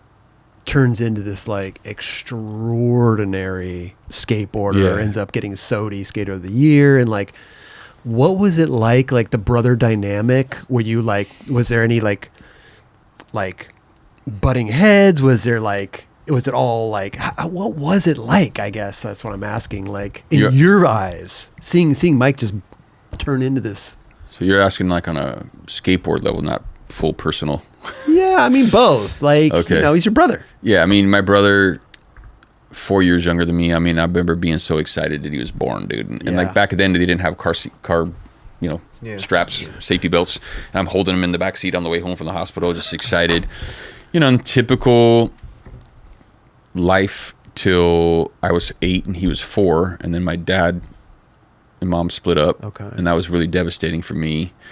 He was so young, I don't think he really got it. And then I've blocked out the majority of my childhood. And then when my mom started dating this guy, we were like, holy shit, this dude's cool, man. He was like friends with my uncle, whatever. But then there was one morning when I woke up and I saw him like pouring a full 16-ounce glass, just straight vodka, and then like walking back to the bedroom to go with my mom. And I was like, whoa, this dude's a demon. Wow. And that's when he turned into the full demon, dude. And that was like physical, verbal, psychological abuse, you know. And then there was a night where he got drunk and started talking shit to my grandparents. And I said, you know, don't talk shit to my grandparents, man. You know, the only reason why my mom takes you back is because you kiss her ass. And this dude went like this, fucking bow, broke my nose. Wow. So I got this bump right here. And I told Mike, I said, run. You know, I'm bloody nose, and we were pajamas on. We ran all the way to my buddy Danny Rozier's house. Cops come, and my mom's wasted, and she's like, "Oh, it's just an act of discipline." Da da da. And back, you know, we're talking '80s, bro. Yeah. The fucking And then, but then he went to he lived downstairs for about a month, and then she walked through the garage, that room downstairs to the garage, and then he fucking ragdolled her, and I called the cops, and they show up, and he's passed out. And then that's when I told her, I said, you know, he can't stay here anymore. I'm only fucking 16, bro. You know, 15, 16 years old. So he went to rehab, and a year later, he shows up on my couch. I was like, what the fuck is this, dude? And I was just like, look, not for nothing, man. You're like, it's either me and Mike or this dude. Like, what are you doing? I've always taken care of everybody. My mom goes on this rant, and she's fucking dipped out on us. So I'm 17. My brother's 14. No, I was 17. My brother's 13, and that's when we got the house. Crazy. You got the house. She left. Yeah, she left. And so she moved to the East Bay to live with her boyfriend, and she would check in there every once in a while. Okay. For a little bit, and then it was like he didn't allow us. Mike just reminded me this on my birthday. Like he didn't even allow us to call her. Damn. Yeah, this dude was gnarly, man. Vietnam vet, dude. Like wild shit. Not that anything is wrong with Vietnam veterans, dude. Yeah. Thank you for your service. But this dude was violent. And she just dipped out and then was like, okay, dude, like we got the house. Like, then Mike turns pro. And then I'm seeing a check on the kitchen table. I was like, whoa, this dude is chilling. How old was he when you turned pro? Dude, 15, bro. For playing for H Street. $15,000 check. I was like, is this dude getting this broke off every month? Like, he's chilling. I don't have to worry about this dude anymore. Wow. Yeah. And prior to that, you know, like me and him, typical brother shit, dude. But I have already worked this out with him. I apologize to him about this. I feel fucking bad. Like, I would take out my frustration on my brother, and, you know, it's fucking whack. And then I remember one time, like, we got in this shitty fucking fight, and that's when he dipped out and moved down to San Diego. You know, to live at the H Street house for a while. My brother's fucking crazy, and I was at the time, and I feel shitty about it, man. But we've worked through all that shit, and everything's super chill, obviously now. But it's like, yeah, man, kids, we were kids, man, being left alone, and we didn't tell anybody. Nobody knew. Nobody knew. Wow. Fuck no, bro. Because you do that, then you got like CPS trying to come take us away. You know, or my dad didn't even know. Right. You know, because we didn't want to live in Walnut Creek. You know, my dad's like a super gnarly, like music, like classical music dude. And I'm like, I'm not going that route, dude. Like, we're skateboarders. Okay. But he was. Wait, you guys paid the rent yourselves in that sense? Not that you couldn't, $15,000 check. Some of it, I would take money and pay off bills and whatnot. And then the mortgage. I mean, my parents bought the house. It was like I think it was like 70 grand back then. Yeah. So it wasn't that much. Yeah. So here, mom, you know, and I had to think. Yeah. Well, a year later, but then it got to be the point where this is how crazy I remember it was like February 3rd, 1998 or something. She calls me up and says, you guys need to move out of the house. I think I was 23 at the time. I was like, I already moved out. Like, I live downtown. Why? Well, your brother's got to move out then. I was like, why? She's like, I'm moving back in. I'm like, when? She's like, Monday. Bro, it's Thursday night. I'm at Think, like, what the fuck? I was like, are you serious? He's on tour. Like, this is like, he's in Europe or something. She's like, yeah, I'm moving back in. Anything in the house is getting thrown away. I was like, you know what? You're fucked. I'm like, I'm done. Don't ever talk to me again. Wow. And that was it. And then me and his girlfriend had to go to his house, load up my 4Runner and her car, and take everything we possibly could. And, damn. Yeah, dude. Wow. It was gnarly, man. Yeah. You know? And, you know, on my brother's side of things, I see him like, man, can you imagine being that famous in that bubble? Right. For that long? You know, people like, I watch these interviews and stuff, people like trying to talk shit of like, oh man, what's wrong with this guy? Why is he so fucking, the way he answers questions, like, dude, this dude is socially got a social anxiety, you know, and he's fucking doing it the way he does it, and he's fucking, dude, the amount of footage he's putting out now and all these interviews he's doing right now, I'm so proud of him, man. Yeah, definitely. You know? Yeah. He took a quick break, but now he's back better than ever in that sense. Yeah, when he hired me at Girl, he's like, dude, do whatever you can so I never have to work a day in my life. I'll try my best, bro. Yeah. That is a crazy childhood, man. Yeah. And then, but at the same time, it's like skateboarding. It saves there's our a- lives, man. There's a lot of kids like that, bro. Yeah. Came from There's a broken, lot, dude. broken homes, and skateboarding is Everybody the, in Embarcadero had broken homes. Right. All day, bro. You go and skate and you ain't thinking about none of that shit. Yeah. Yeah. That's just that was It's good medicine, dude. Yeah. It's good 1000%. medicine, That's bro. the therapy. Yeah, so for to say. sure. Well, you're dude. out with your friends. You know, you're out doing it. You're Yeah. outside. You have a release, right? Yeah. You have a release, but it also, like me and Solomon of God talked about this. It's skateboarding teaches you so much about how to live your life. You slam, you get up. You bleed, you get up. No matter how many times you fail on this trick, you're gonna try it as long as you can. If you still can't get it, okay, do it tomorrow. And then Yeah. you go to the next one. Right. And then it's perseverance. It's resilience. It's creative. It's spiritual. It's energetic. It's all these things. And at the end of the day, man, it's you. That's it. You're not relying on anybody else except for your people who could get you the boards or whatever. Sure. Yeah. Your clothes, whatever. But at the end of the day, if you're like, oh, dude, I can't skate today, Yeah. that's on you. Right. But skateboarders will then beat themselves up about it, or some of them just don't care and they'll just Yeah. do something stupid. When you were watching your brother go through the $15,000 checks and H Street and then Plan B, I didn't really know H Street that well. I started skating blind video days and then the Plan B video, and like I'm watching. And I always talk about it. I'm a broken record over here, but like the progression was going so quickly. dude. It was like In that 2-year span. literally Crazy. Yeah. literally like Yeah. blind video days came out, then Plan B questionable, then virtual reality, Yeah. then Yeah. I'm Bam, bam, you're just bam. like what the like Yeah. gnarly Yeah. outside looking in. Like, are you tripping on your brother at all? Are you tripping on like what these dudes are doing and the progression and like Yeah, good question, dude. It's almost like you're not really tripping on it because you're living it at the same there, time. right, It's there. right, It's right, all right. of us. All of us are just doing so much, like even back in the Embarcadero days, everybody talks about Mike and Henry, but it's like, Yeah.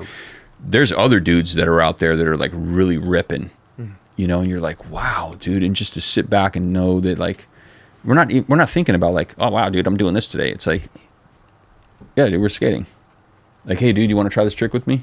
that's what it was. Yeah. Yeah. Like we're all Grab the progressing camera. together. Yeah. Camera, no camera. Like there's so many rad things that went down without a camera. When we just would skate from Fort Miley all the way down to EMB and hit all the spots on the way, man. But to see Mike's progression. Right. This is questionable. Yeah, dude, it was almost like, he's probably talked about this, like me and our cousin would push him down the street on his executioner board and he'd fall, whatever. But as soon as he got his footing, and then as soon as, dude, it was Future Primitive, Tommy Guerrero. That was a wrap, dude. That was like our deal, dude. Tommy, every day, boom, let's focus. And, and then Mike's style. And then seeing Mike, I would build jump ramps and like these bank ramp things in wood shop at high school. So Mike started doing that. And then Bryce and a couple other dudes would bring their jump ramp to Golden Gate Park. And dude, Mike was just like going head high, dude, and he's 12. Just as high as Tommy and these other dudes. And it's just like, everybody was like, oh my God, dude. And that's how he winded up getting on Concrete Jungle. Crazy. Yeah. Gotcha. Yeah, because Jake Phelps was like, you guys are going to go skate with Phil Chin. Who is the originator of the Chinese Ollie? Yeah. The nose. Yeah, why they call it the Chinese Ollie? He's Chinese, dude. That's it. Yeah, That's what it is. Very- I've always very wanted to know. simple. I was I could Chinese Ollie over a board, dude. I Yeah. was like a good. Bonk. That's why I love Yeah. that trick, dude. Yeah. I love Yeah. that trick. Yeah, man. Paul, what was his name? Phil Chen. Phil Chen. Yeah. Shout out to Phil Chen, dude. Yeah, The original Chinese OG Ollie, bro. Concrete Big Jungle shout rider. out. I love that, Yeah. dude. Yeah. Yeah, because I think you're right. A lot of people do just talk about kind of, well, listen, I mean, there were so many people down at EMB, but like a lot of the conversation is around like Carroll and Henry. Of course, dude. They were the pioneers of so many tricks, man. And, even back then it was like you would do a trick once, like one and done, film it, move on to the next one. It's like a lot of these tricks weren't even. And then have to go back and, still do them. I mean, Yeah. I don't know. It's like Mike, I think he said this in an interview recently. It's like we were just learning. We were all just learning at the time. It wasn't like we were like, oh yeah, I'm gonna go do this. Dude. It's like, hey, let's try this together. I think he said it's it real time. Yeah, he was on our show in there, and I asked him, I'm like, because like we're watching the progression. Yeah. And he's like, dude, I'm just learning how to skate. I'm like, dude, shut the fuck up. But You're that's- learning how to it's- skate. that's the truth, But though. it like I understand what he's saying. Yeah, and if you think about our little microcosm of EMB, Right. it's like you have such a variety of style of people off their board that their attitude comes out on their board. And you're just like, whoa, dude. I mean, I would sit back and just be like, okay, dude, who's doing what now? You know? And that was just rad, man. I mean, Mike Kale was one of the most cleanest styles of pops, dude, and his late big spins and stuff like that, you know, and Wingding. yeah, wingding, you know, and just like there's certain dudes, like even Shelby Woods, man, like to see how much he ripped, you know, and then you got dudes that would just hang out and party. There were so many of those dudes. I speak on this. Yeah, the THK dudes and some of the CBS Kamal. I mean, there's so many different guys Yeah. that would just. Yeah. It just all tied back together and Yeah. made this place that much more beautiful in that Fully, sense, dude. You know. Yeah. What year did you mess your ankle up? Or what, were you were you hanging out at EMB? I mean, were you skating EMB a lot, or was it just like how was Yeah. So this is a good one too, man, because people ask like, when did you start skating EMB? 1986. Okay. Or actually probably like end of 85 to early 86, because there, if you see the sequence of Gons and Nadas alling off the C block, what they call it now, Mike and I are on the C block. But we've already been skating there for like a year. What was the thing? There was like a Powell demo there or something. So I like. No, I don't know somebody what said that Powell was. demo? No, I think it was Mofo brought Nadas down there. Yeah, it's like a skate yeah. jam. It was some kind of like, we were already ripping down there, and I think maybe, I mean, the guy who actually started skating there first, as far as I know, was Mike Archimedes. Arcos, yeah. Okay. And then, but how I even found out about EMB was some buddies at high school were just like, hey, dude, you guys should go skate this place down. It's called Embarcadero. There's all these ledges, and there's like a wave thing. And I was like, a wave? Wow, cool. Let me see this. You know, and then we go down there, and it's me and Mike and my buddy Paul Gutierrez, and he's like, dude, I think Mofo just was like shot a photo of you for the long lens. I was like, no way, dude, really? And I was like, he's like, no, bro. no, dude. Yeah, the original first heckle I ever got down there. Is this Are we talking about this photo or no? No, This is the Gons guy. No, it's 1986. I forget who's on there. I don't think anybody's even on the cover. Maybe it's No Blender with like a black burgundy cover. Okay. I forget. Okay. But yeah, you know, so we were skating there a lot, and then this is pre 8th Street. This is pre the EMB crew. Anything that all happened, and then as time progressed, I remember the day that I met Kelch, because there's a guy named, we called him Contact Ted. He was a dude, like pretty boy dude with the contacts, and he's from the East Bay. The nicknames are so good. Yeah, there, dude. And so he was like, "Hey, dude, like I was be able to ollie up to 50-50 on the second block." He's like, "Dude, you got a pretty good ollie, bro." I was like, "Whatever." And he's like, "My friend James could ollie pretty high too." You know, and I was like, all right, who's this dude? So then James comes over, and we're skating, and then dude, that was just like the click right there. And then there's a lot of guys from the original crew that didn't last long enough. You know, like this one dude, we call him Thunder, Mike Gonzalez, and then Dave. I can't remember his last name. Sorry, Dave, bro. But there's a lot of us, dude, that were there, and then it kind of just weeded out. And then from there, it was like the bond came. Yeah.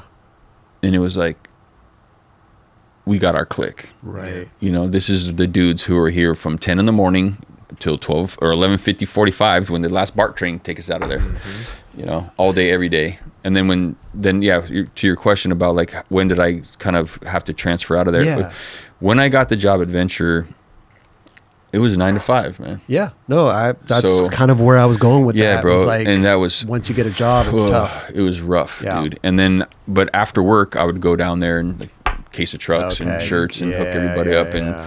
lace everybody else up with that stuff. See and what's then, going on I remember down that there. specifically for sure. yeah, I remember one time, man, I pulled up right at the end of Market, you know, and here's the Embarcadero right here, and then I pulled up right here, and all these dudes ran over to my car, and a cop comes up. He's like, "What are you doing?"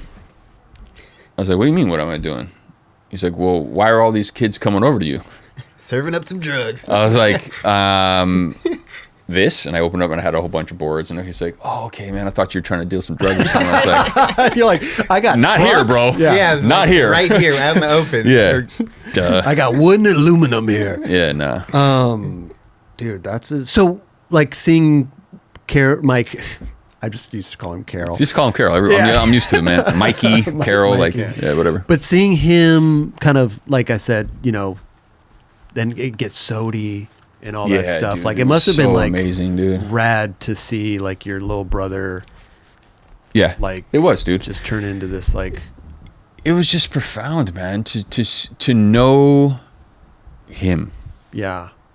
Like, obviously I know him, but like to see the steps that he's taken, dude, to see where he has gotten to, you know, when he got the shoe on Vans, I was like, oh my God, dude. Holy shit, bro, you're fucking stoked. Yeah. You know, and then from Vans, it was like DC, and I was like, dude, you're coming out with the shoe with our grandfather's name on it, dude. That's fucking awesome, man. Yeah. You know, and then the whole girl chocolate camp thing, and just like, dude, for my brother to call me and go, what are you doing, bro? I was like, you know, I don't know. Come work for us. I was like, right. Holy shit, dude, family business. Yeah. That's to me, I don't even know if I ever said this to him, but to me that was such a heart like boom to me. I don't know how to put it into words, man. I'm failing right now, but that's weird. Yeah.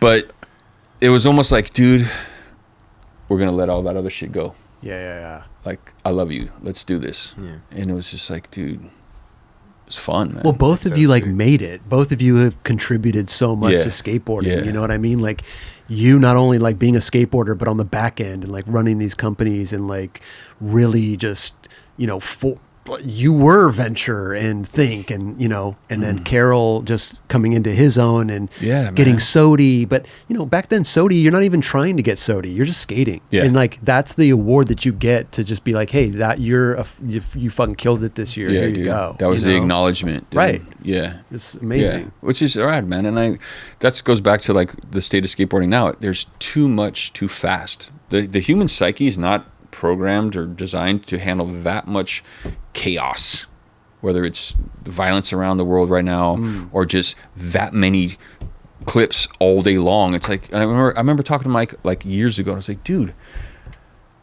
the landscape is crazy, bro. Like, how do you even know who to sponsor? And he goes, dude, I don't know. It's crazy, bro. Because 1 week you got this dude, the next week this other guy's hot, and this guy's hot. I was like, wow, man, that must be like wild, dude. Yeah. It's interesting because like I think everybody's good, right? Yeah. But there isn't always the standouts that come around. Yeah. There are once in a while those standouts, and you got to be quick to grab those standouts. Yeah. You know, it's Yeah. like the Julian Agliardis, like those kids that you know, you're like that kid. Not only is he's fucking good, but he is the guy. Yeah, yeah. You Yeah, know, or yeah. the girl now. And that's you know? that's So what it's I mean, like- dude. Like if you can get those guys and girls, Yeah. whatever, you can actually like build something good. But it's also about like the person themselves. Like I remember back in the days, like so many people like, dude, I just want to ride for this brand. Yeah. I only rode Alva boards, dude.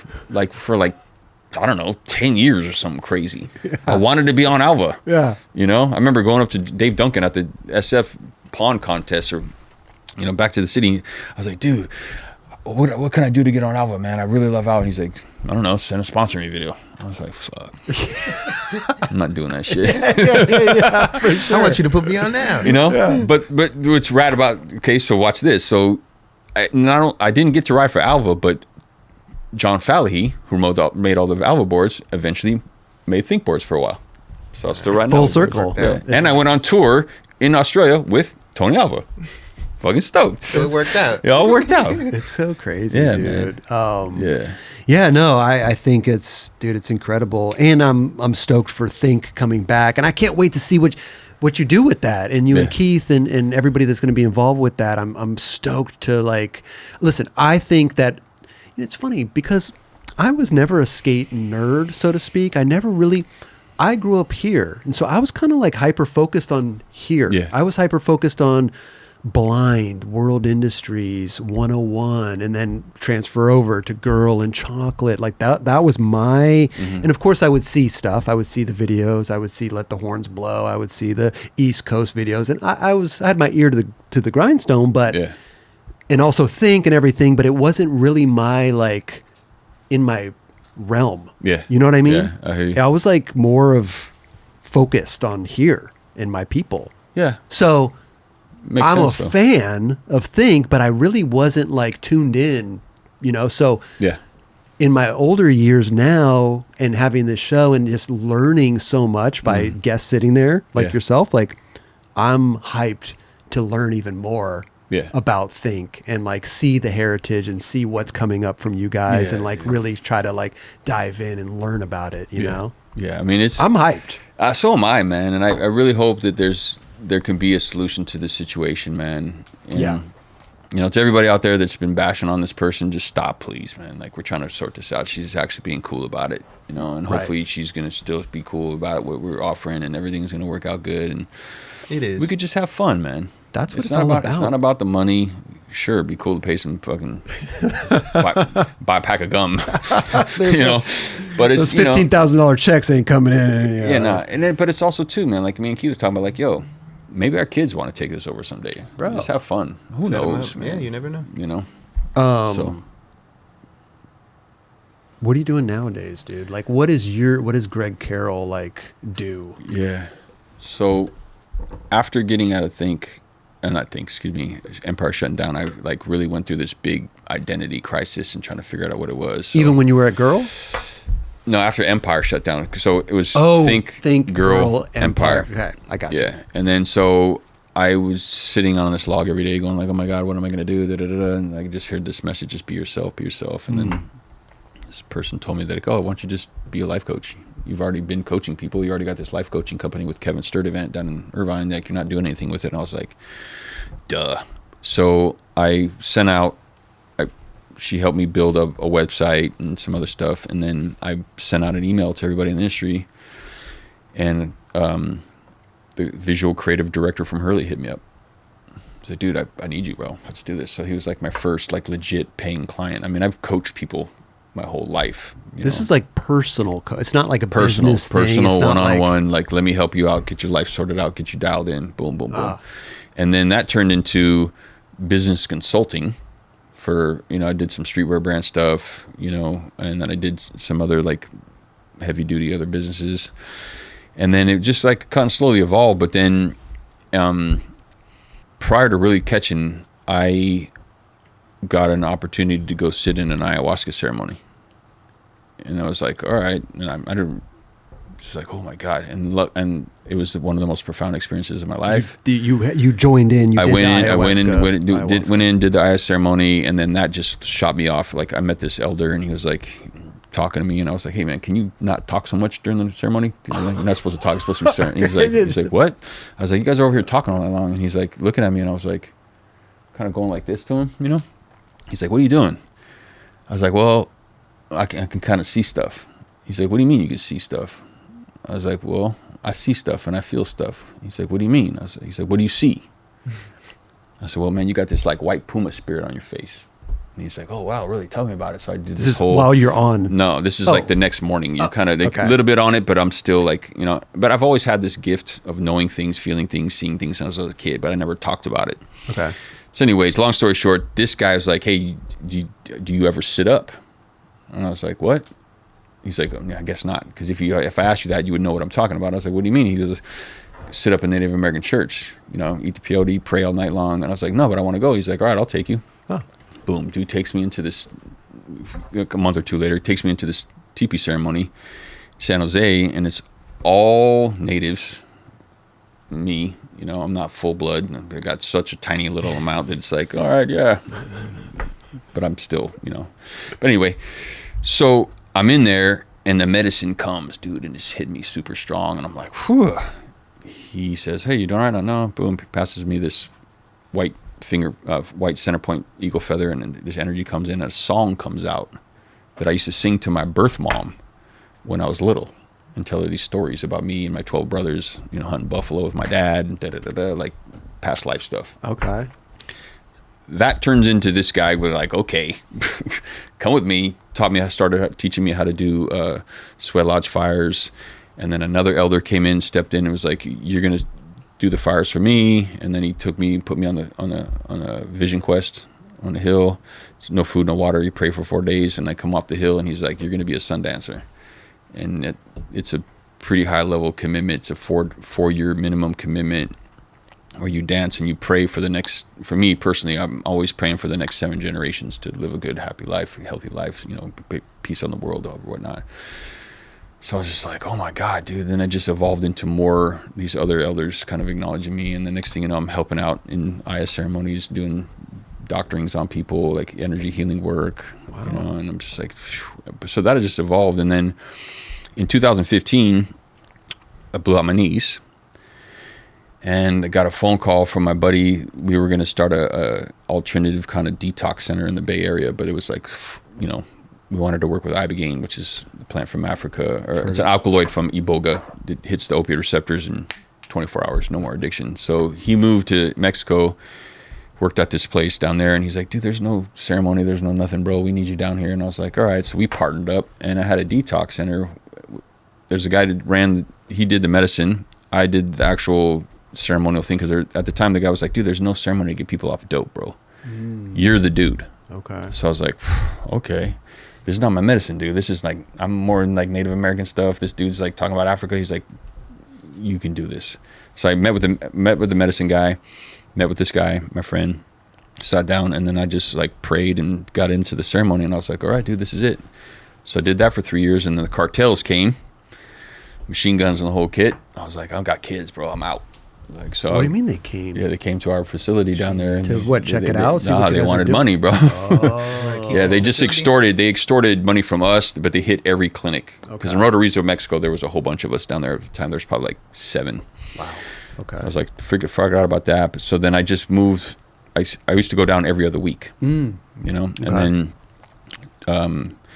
2017, got a divorce, and then within 2 years, I met my new wife, and me and her have been working tandem. She has a bioresonance machine that can diagnose like allergies, or like, she hooked me up. She's like, oh, you got 5 traumatic brain injuries. I was like, how do you know? Like, what the hell, bro? It's profound work. But she does this other stuff, is brain-body integration. This is really good for people with trauma. Like, I've worked with SEALs or people that have been like sexually assaulted or whatever, or like car accidents. Okay. People that can't talk about their trauma. Right. They can do this process where you just have to lay there, and I'll tap into their meridian points, their central vessel points, their governing vessel points, flow the energy, dude, and you just lay there for a couple hours, but then you have to do it multiple times. And dude, to see the shifts happen, man, it's profound, bro. So I work with like people with severe trauma, regular people. Like I had a guy today that was an artist. He's getting ready to go through a bunch of stuff, but it was his birthday in a couple of days from now. He's like, I just want to come to you to do this, What are people normal people that haven't had traumatic experiences? Yeah. What are they looking for when they come to see that? When they come to do, like, what are they? Okay, so in the last probably 8 years, I've helped 9 women that wanted to get pregnant. They couldn't get pregnant. Oh, okay. And it's just energy work. Yeah. I'll do conversations, figure out what's going on, and then the energy that I can tap into comes through, and I'll do a process where I'll illuminate their ovaries, and sometimes I'll have the man, their partner come, okay. But I had a woman, came to me, and I was like, I work with a lot of tobacco smoke, which is sacred medicine. I could blow the smoke in her field, or people's field, and I was like, wow, I'm like, you guys trying to get pregnant? She's like, yeah, I've been trying for a long time. We just got a surrogate. I'm like, you don't need a surrogate. She's like, what do you mean? I was like, you don't need a surrogate. She's like, well, how do you know? I was like, because you got this little spirit right here, and you got another one on the other side. So the left side is a feminine, right side's masculine. I was like, well, I don't know. Maybe it's going to be 2 girls, I think. She's like, yeah, but we already got the surrogate. I was like, you don't need one. Go home. Have fun with your husband. Watch what happens. Boom. Wow. Okay. But she's like, we already got the surrogate, meaning they already did this process. And I was like, oh, my God, man. She hits me up a couple months later. She's like, I'm pregnant and the surrogate's pregnant. Boom. 9 months later, bro, she sends me a picture of both babies. I was like, hell yeah. So there's stuff like that. Okay. Which I love sharing because it's so much it's awesome to see that. But then, people that are they're struggling, dude, like breakups, heartache, you know, I did some work with a guy recently who had these tech companies who's just like, dude, just on his breaking point, you know, wants to just sort this out. I'm like, okay, dude. And then my mind clicks back into that, but also the energy comes through. And I'm basically just like tapped into this source energy that can just tell people stuff. So just so I'm clear on this, like if I went to go see you, say I had a breakup or say I had something, something going on in my life that I really need help with, what would you would talk to me? You would tell me about what you're... I would tell people, you come in, bring me like a bulletin point list of what you want to talk about. But first thing I'm going to do is you're going to give me tobacco, which is what do you mean? I got to bring you a pack of American Spirits? Yeah, exactly. For real? Yeah, organic, yeah. Yellow, blue? What? Okay. Organic blue ones, yeah, bro. Okay.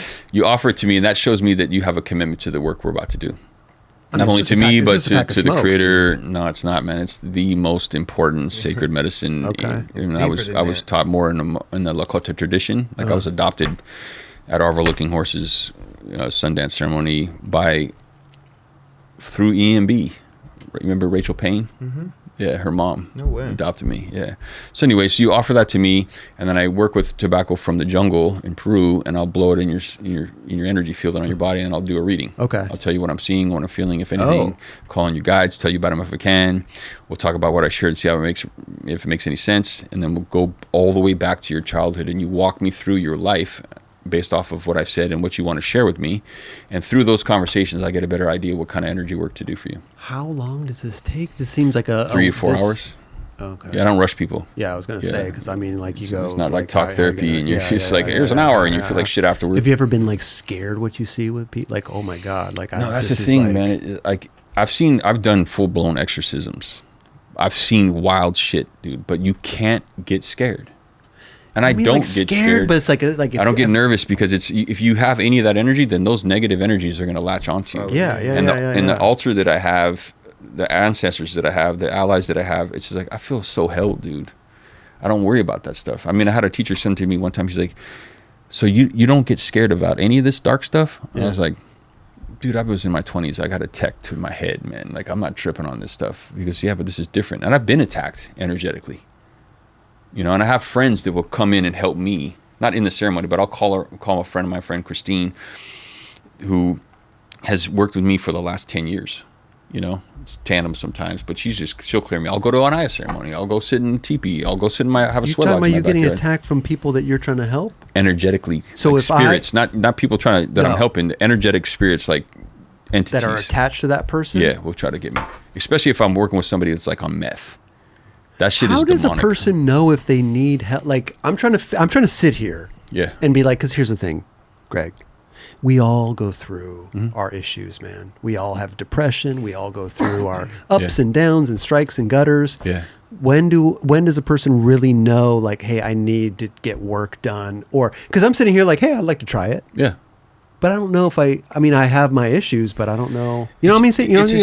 I know exactly what you're saying, man. It's the same thing if somebody's saying like, oh, dude, maybe I need therapy. Yeah. Or, oh, wow. Yeah, I heard this guy talking about ayahuasca. I heard this guy talking about this medicine or this medicine. Maybe I should go try that. That is a calling. Okay. If you're not feeling called to do it, then don't do any of these medicines. Well, it just sounds interesting, man. Right. It seems like I'm in a state where I want to just be the best person I can be. I'm exercising, I'm running, I want to be in the best health possible that I've ever been in, best shape I've ever been in, and I'm kind of on this like journey. Yeah. I mean, we were talking about with PJ Ladd with the Kundalini and like the Satanama and all that stuff, and like I'm interested. Well, dude, I mean, that's the thing. It's like if you're interested, check it out. Oh.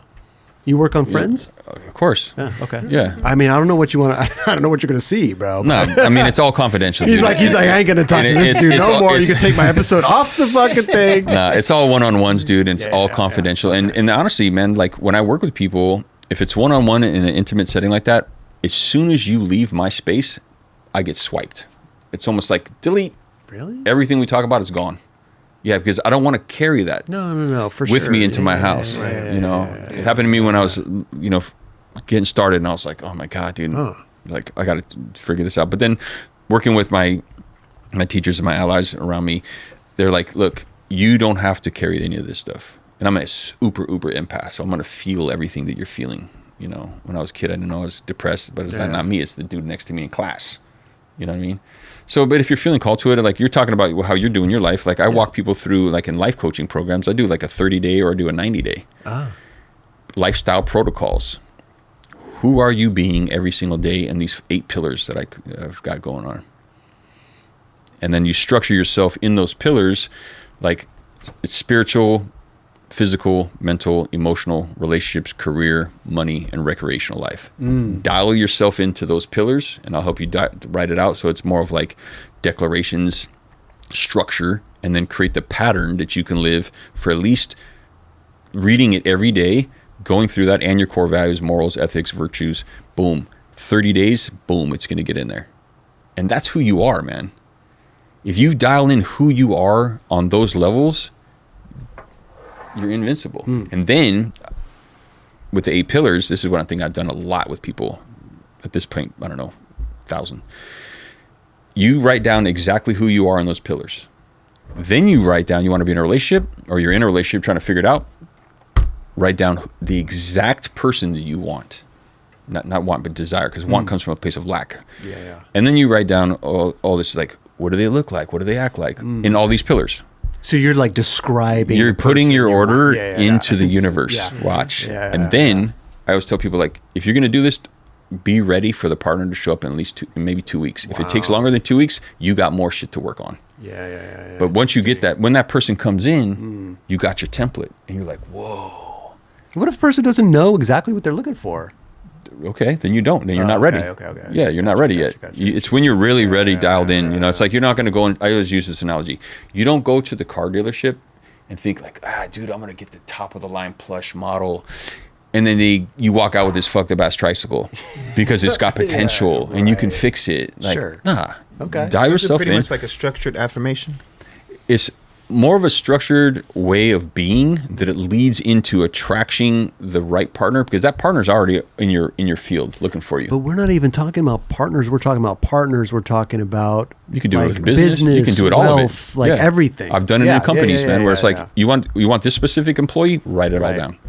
And then when they show up, you're hanging out. I always tell people, like men and women, you're like, you haven't had sex yet, but you're like, wow, this is cool. You got your list. Like, do they check off at least 70%?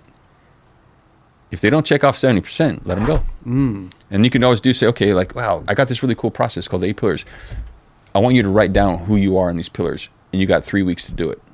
If you don't do it in 3 weeks, but wait a minute, what are we talking about here? Are we talking about this? Is this the same session that I bring you the cigarettes? No, this is coaching. Bro, but I can how give much I can give you this teaching in that ceremony. I do give that teaching in that ceremony. I give you a whole email. I'm just saying we're about to be really close. Let's do this, bro. I'm down to hook all you guys up, man. Yeah, man. I mean, honestly, dude, for me, this is my life. Yeah. I know for a fact this is what I'm supposed to be doing. I love it. Helping people. I love it, bro.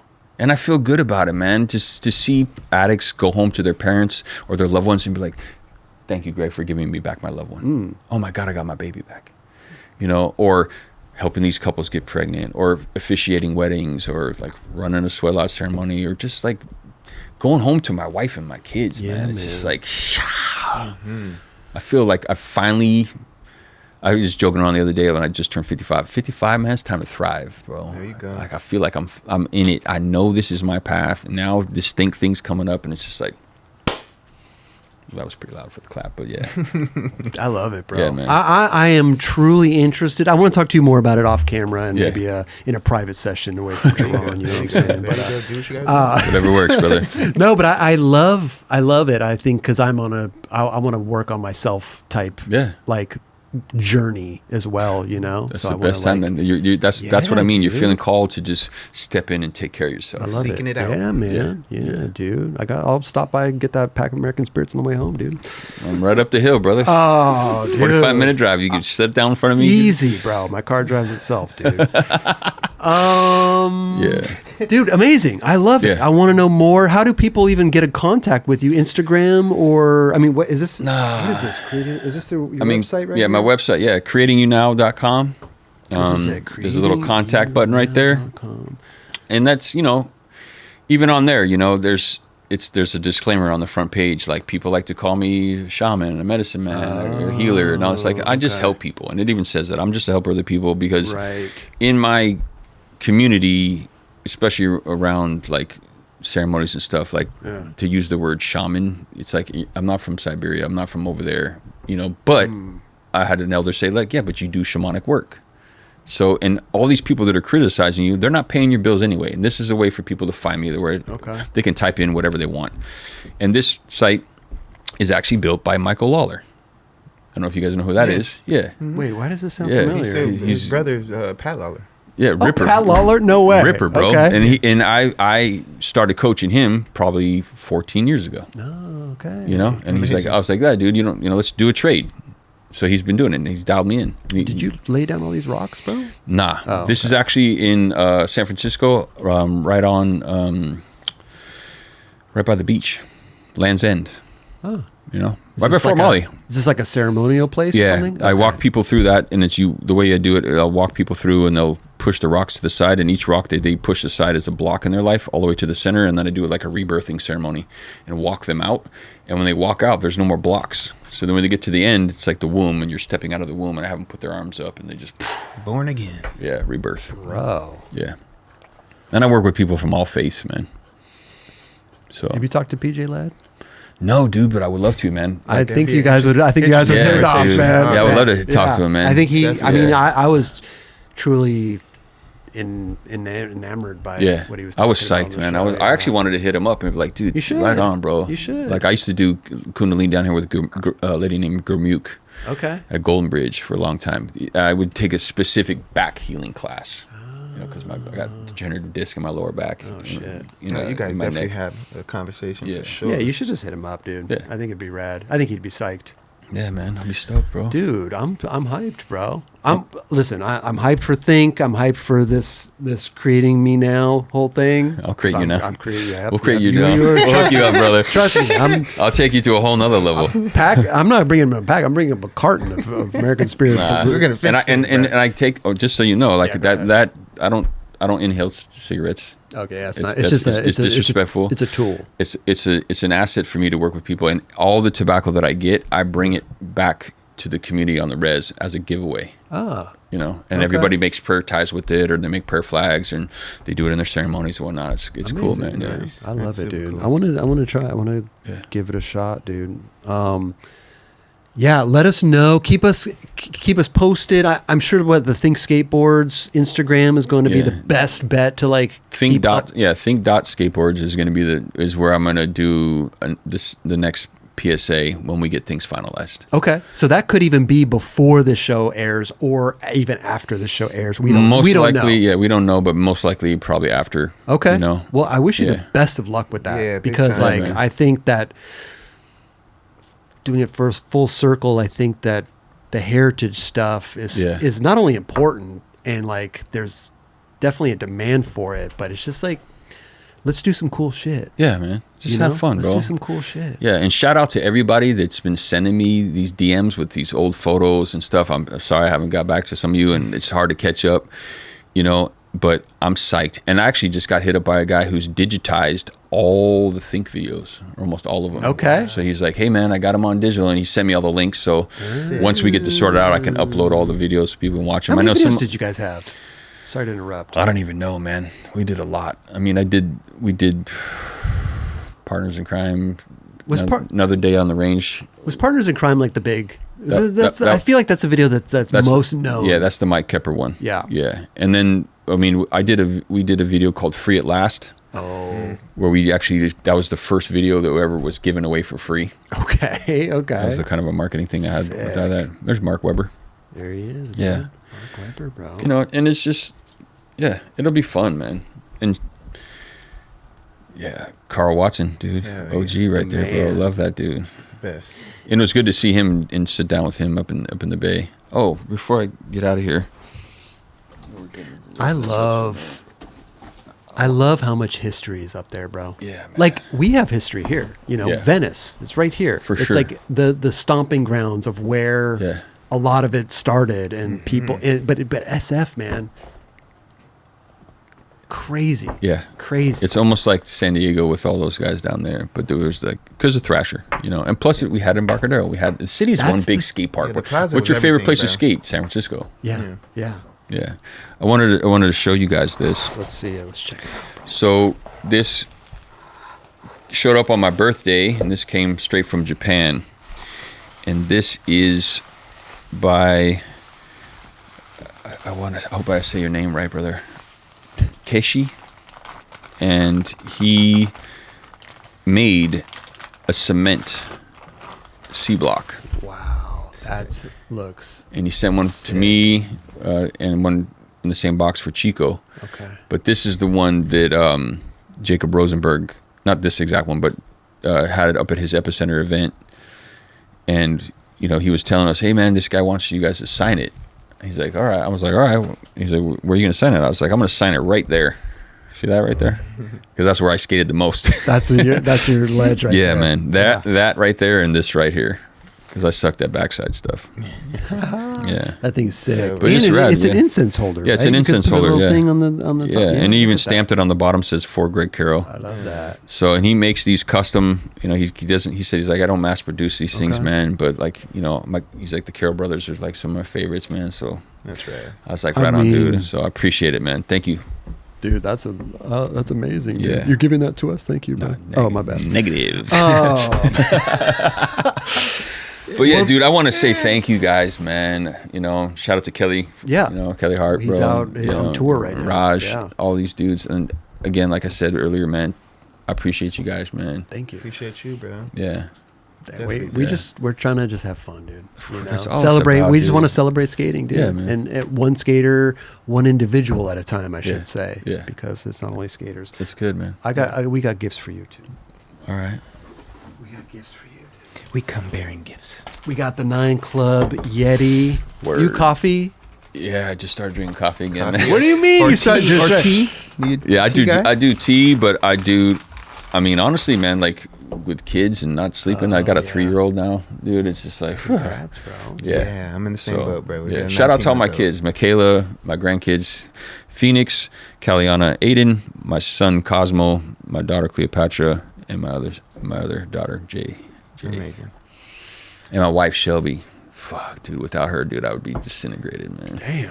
Yeah. They do that for us, bro. Yes. We got the Yeti there. So that'll keep your tea, coffee, whatever hot. It's the best thing. It fits in the cup holder of your car. That thing is just dishwasher safe, all of that stuff. All the good stuff. Got the Nine Club logo, people. Yeti's hooking it up. I know you're a hat dude. It doesn't say SF. We can embroider something on there maybe if you want, you know, but we got the Nightclub Richardson hat. Right and on. supply our hats. Are Appreciate it, the best appreciate hats, it, man. appreciate the best it. trucker hats. Yes, sir. If not, you know, give it to My son will hook it up, bro. Yeah, there you go. Rip it at school.